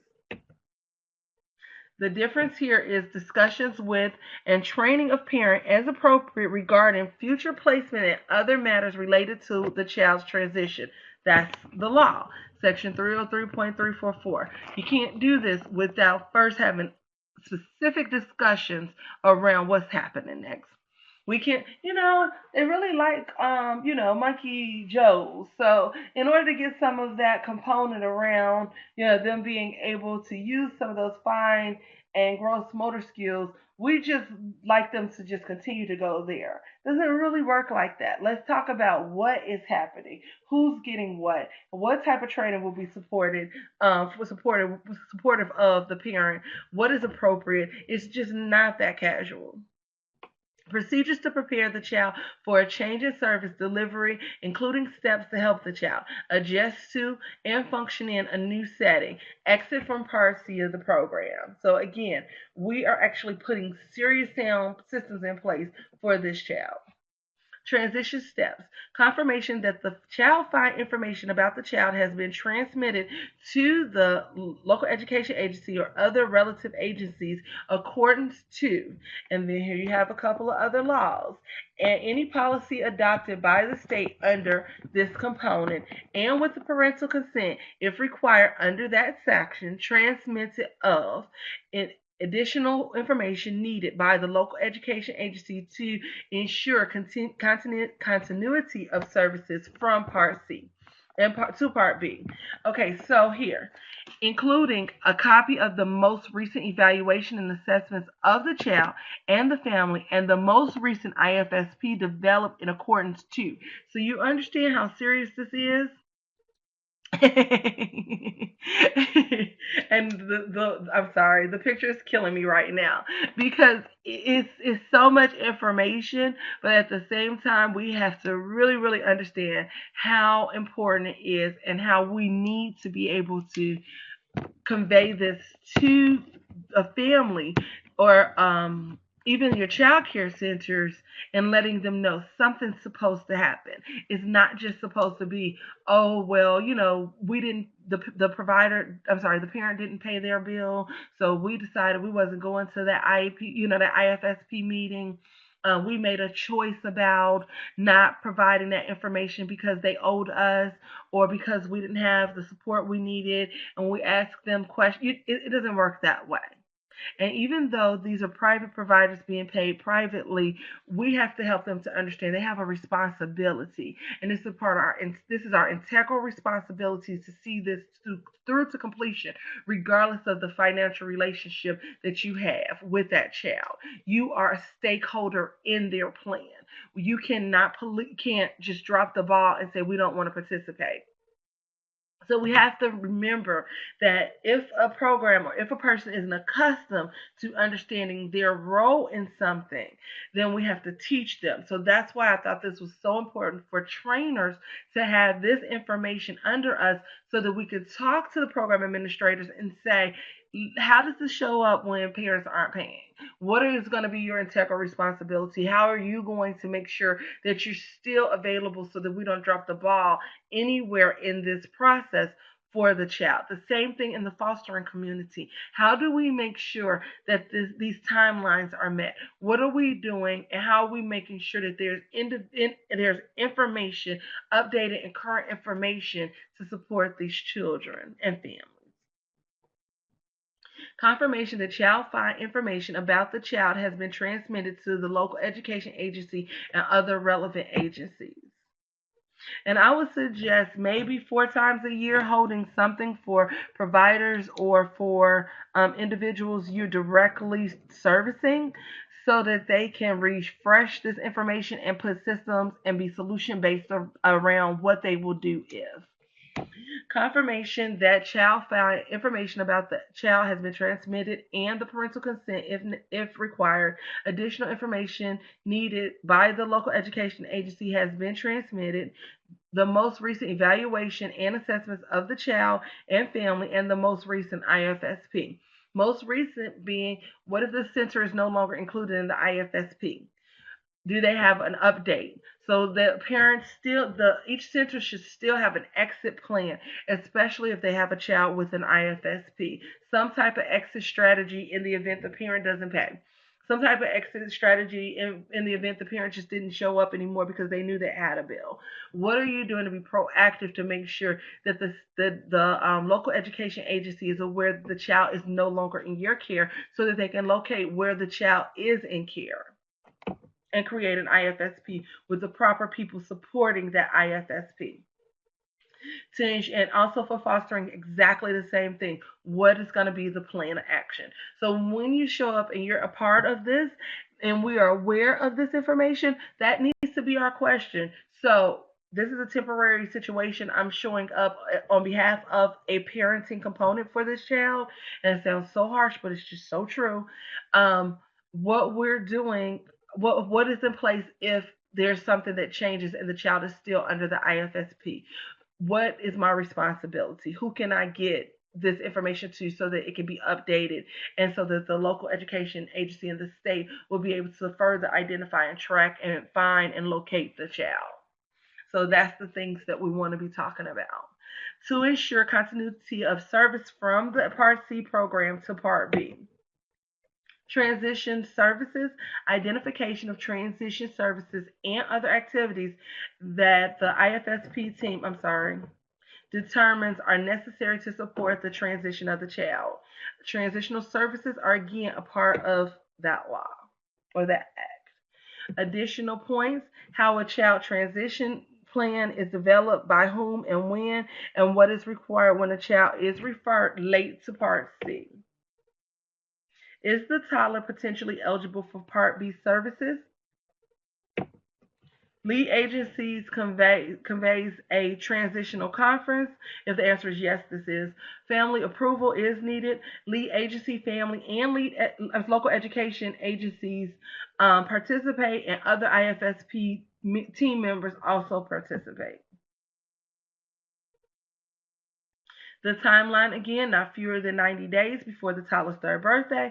At the discretion of all parties, conference may be conveyed up to, but not more than 9 months before the toddler's third birthday. Is the toddler potentially eligible for Part B services? If the answer is no, lead agencies make reasonable efforts to convey a transition conference. Family approval is needed. Lead agency, family, and providers and appropriate services. Other IFSP members are also notified as well.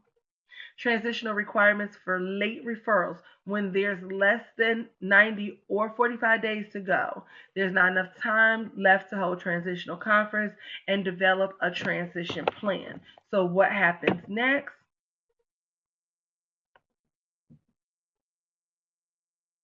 Oh, what's a lead agency to do?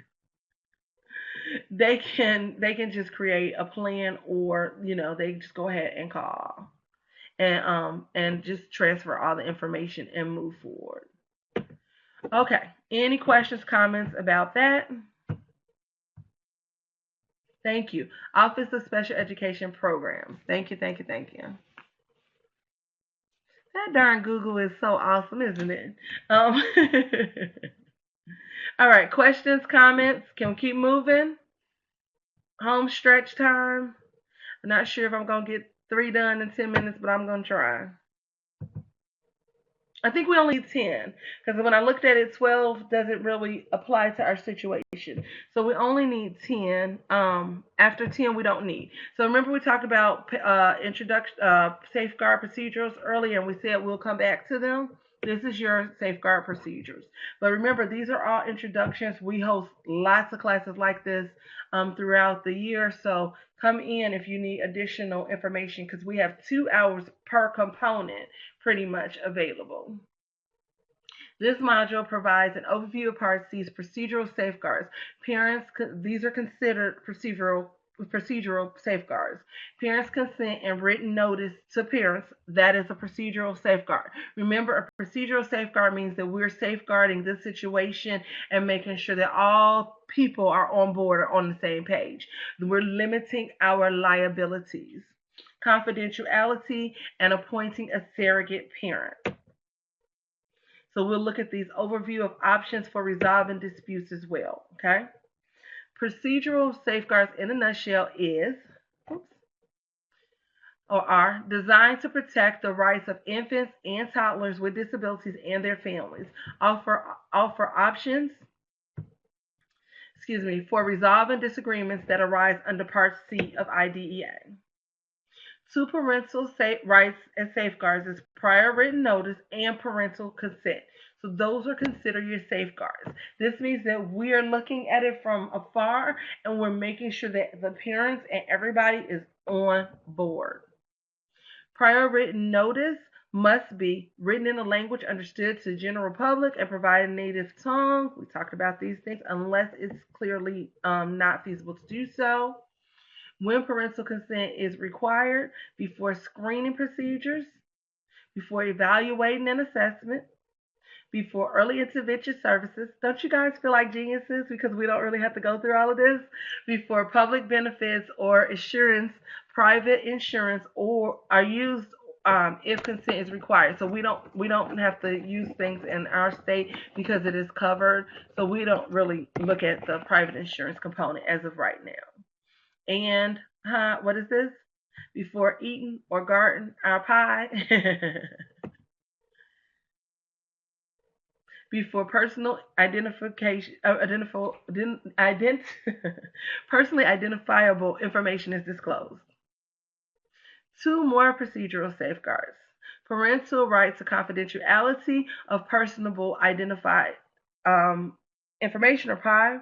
Parental rights to inspect and review their child's early intervention records.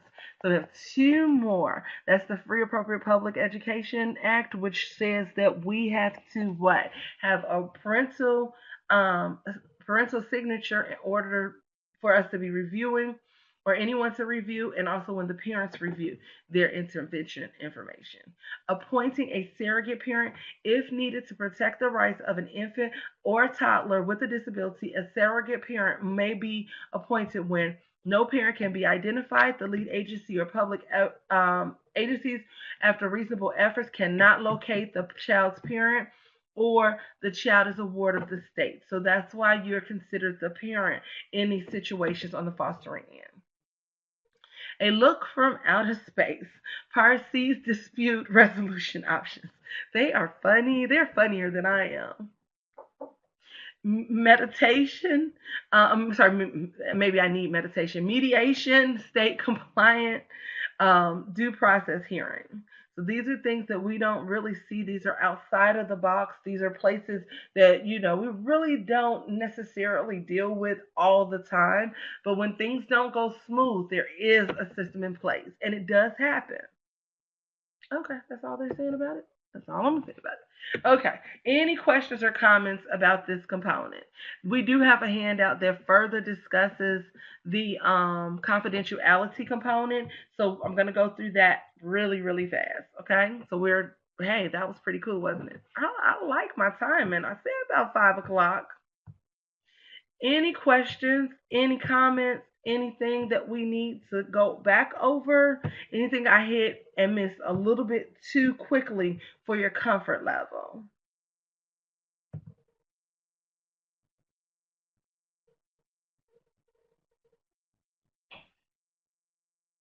You guys still with me? You guys ready to end, or you want to just stay in the room a little longer?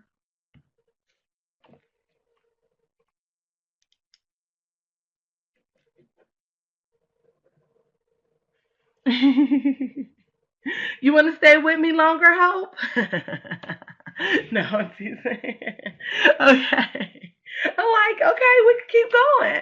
Okay, so so what I want you guys to really, really take away from all of this is in that 5 hours that we spent together, if we were in a larger room setting, meaning there was 15 of us in this room, we would have been in here a lot longer. You all have 10 hours worth of information and content, okay?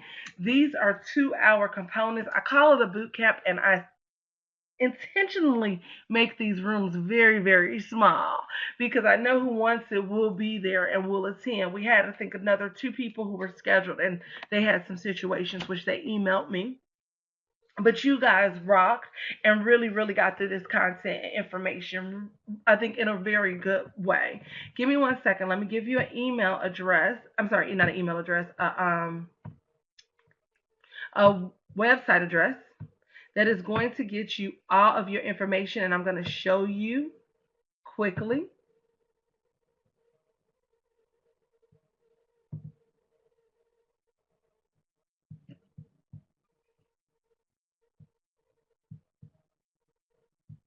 Give me 1 second.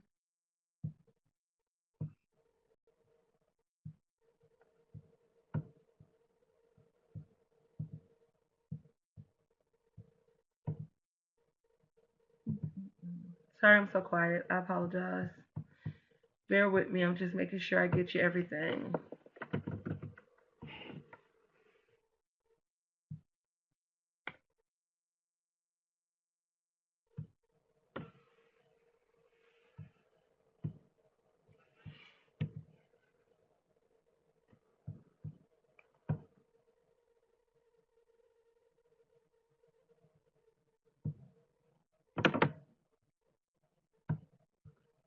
Okay.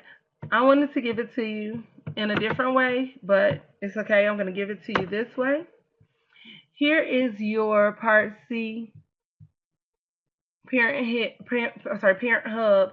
So the parent hub has all these resources and for NICHCY, but sometimes we have to hear it, or someone gives you just a different way of looking at it and being able to clear up the information. So you're always welcome to come back and train with us.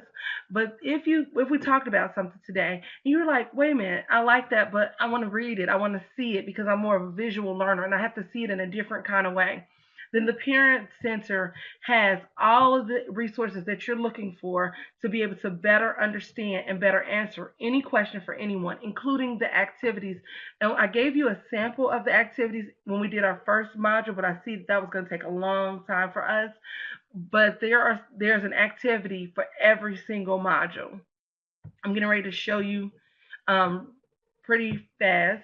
I'm real big on time, and I like when I'm finished on time, even though we're going to go over a couple of minutes, but it will be for logistical purposes, not necessarily because of the training, okay?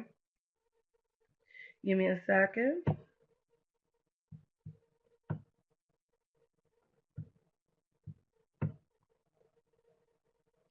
So here you see, uh-oh, I just hit something. When you go to this website, this is the way this works for trainers. So you have all of this, and I'm going to give you the TOT hours for this entire component. You see these modules are broken down from 1 to 14. We did 1 to 10. And remember, again, I told you that 1 and 2 are put together, so you don't have a 3, 4, 5, 6, and then you don't have a 7. That's what it was. We didn't have a 7. And then you have 8, 9, 10. And then 11 and 12 is just going to, they're pretty quick, and you can go through them yourself. But they have the 2 components here, okay? When you click into this component or any of the modules, you're going to scroll down. I'm giving you like $1,000,000 here, everybody on the line. I'm just kidding. I'm just kidding. But no, you can do pretty well training this component. You can come back to us for tips for how to train it online or tips for how to train it in your area. Even you guys, Robert and Christy, you all are welcome to become advocates and be able to train and hold your own circles, because if it's something that you really like, even a PTO meeting could benefit from some of the information in here, or even a church group if you offer one and they have children with special needs. So you could always come back. You really got like a trainers component of this. Okay? If you come back, you see these handouts here that I'm showing you. And I'm just gonna make sure, just so I can make sure you guys are with me. Veronica and Hope, as well as Christy and Robert, can you all just let me know that you can see this okay and comfortably?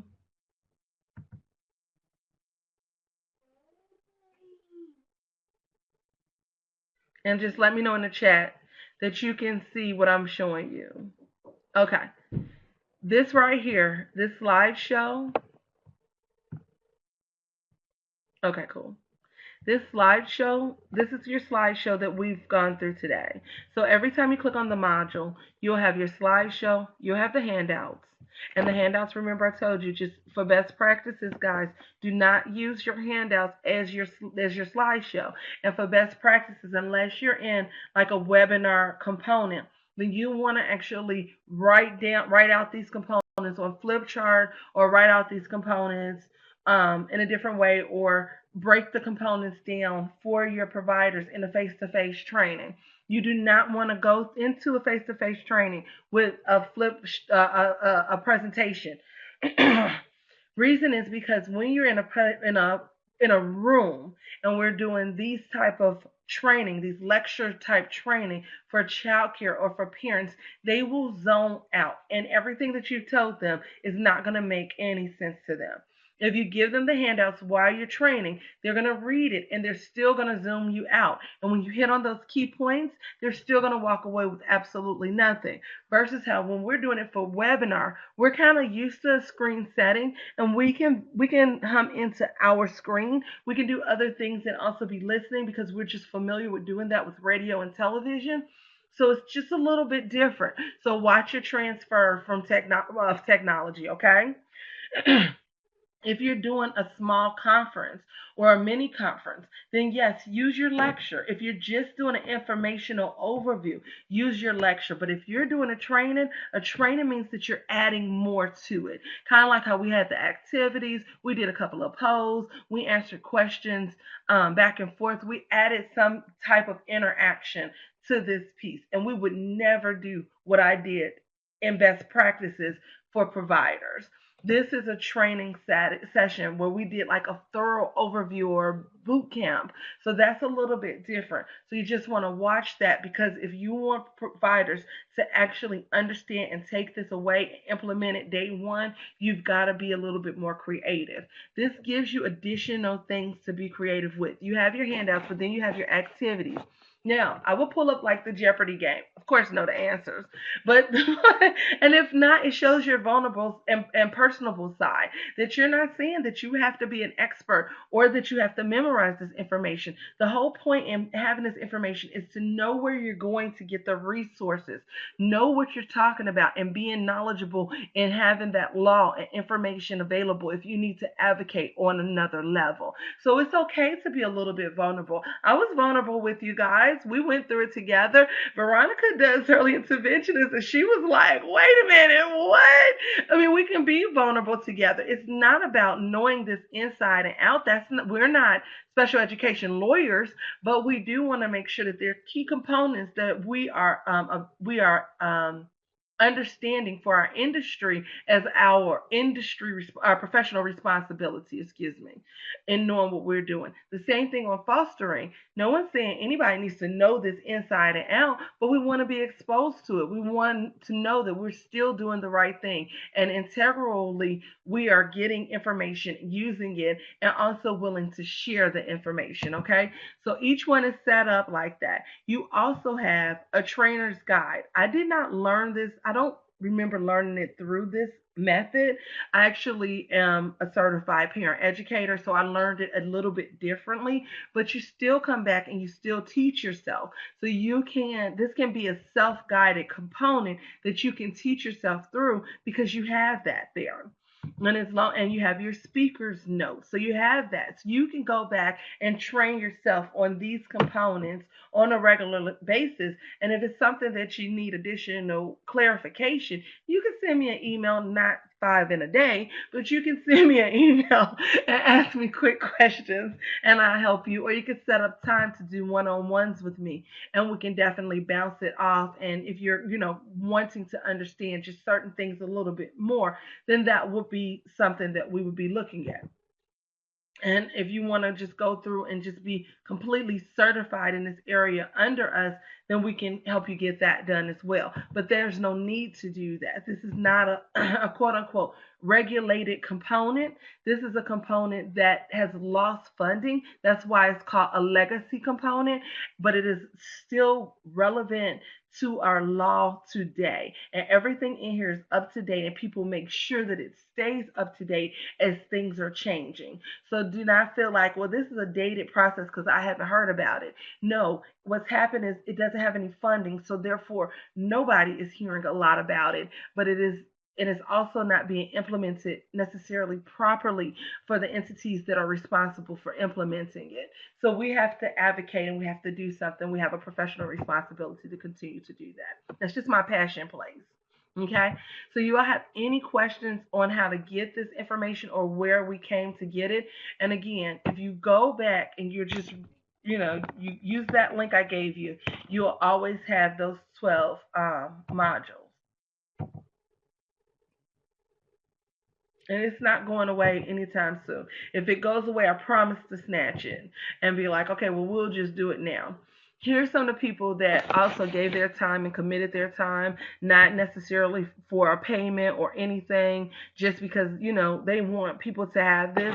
So you have your OSEP writers here. You have your Office of General Counsel. You have NICHCY curriculum coordinators and editors.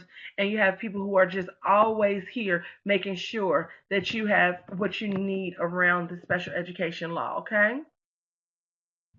And I have to give credit to that. I always let people know this is the payment for this, and you all see we call them technology fees because you're going to use a different system because we're using our systems because we're here and we're giving our time. But we're really not trying to get rich off of this information. We want whoever wants to come and get this information to please come and get it and to learn it properly. It's just a place where I wish we would be doing more as a state or as the states, but unfortunately we just don't have that funding, and that funding is not available. And everything isn't going to be through grant funds or grant money. Sometimes we have to come together and say, hey, do we want this done? Is this something that people need? And we take that step and that leap of faith, and you just provide it as you can. So I hope I was a great model in letting you know that, hey, it's not about knowing everything all the time. It's about just giving your heart and your time and making sure that people have what's necessary. Okay? So that's just a little bit about myself. I know I didn't tell you guys anything about me, and I think that I don't think that Christina know anything about me. I think that Veronica has trained with us, so she's getting to know me. I am one of those people that I don't really talk a lot about myself or about the company. But Tips for Child Care Institute does provide theory and practice strategies on a lot of different levels and a lot of different capacities. A couple of the capacities that we've picked up is fostering, trainer, as well as our tips component for CDA and child care training. And tips is theory and practice strategies. So I hope that you guys feel like you left with some theory, some strategies, a way to practice it and implement it. And that's what we're big on as a model. Okay. We've been training since 2003 here locally and abroad. We conduct training for people in South Africa and Asian countries, and we train all day, every day. That's all we do. Yes, we do have a website. We have several websites, but that's one of our websites. And then when you go to get your certificate of completion, you'll be on our learning management system. And then the other one, I'm sorry, is I'm going to hyperlink that for you. And 2Class is our learning management system, but we've expanded what we do with 2Class. So this is the main site for 2Class. So you have a couple of different options and ways to train with us. We train face-to-face, webinar, and then the online option. Okay, so Hope and Christy, you guys absolutely rock. You're going to get 10 hours for this today. Woohoo! High five each other. You did it. Give the baby some kisses and hugs because go take them to McDonald's. We've got to get this done, guys. You got to just, thank you, thank you, thank you. No, no, no. I enjoyed having you guys, and I'm definitely happy that you all stepped out of the room and was able to just kind of, hang with us today and get the hours that you guys need. So your hours are going to be a little bit different than our TOT hours, but I'm going to make sure that you get credit for everything that you've done today. Okay? So high five, you guys. You all are, if we will, dismissed, and enjoy the rest of your evening. Okay? Take care, and I will talk to you and touch bases with you tomorrow.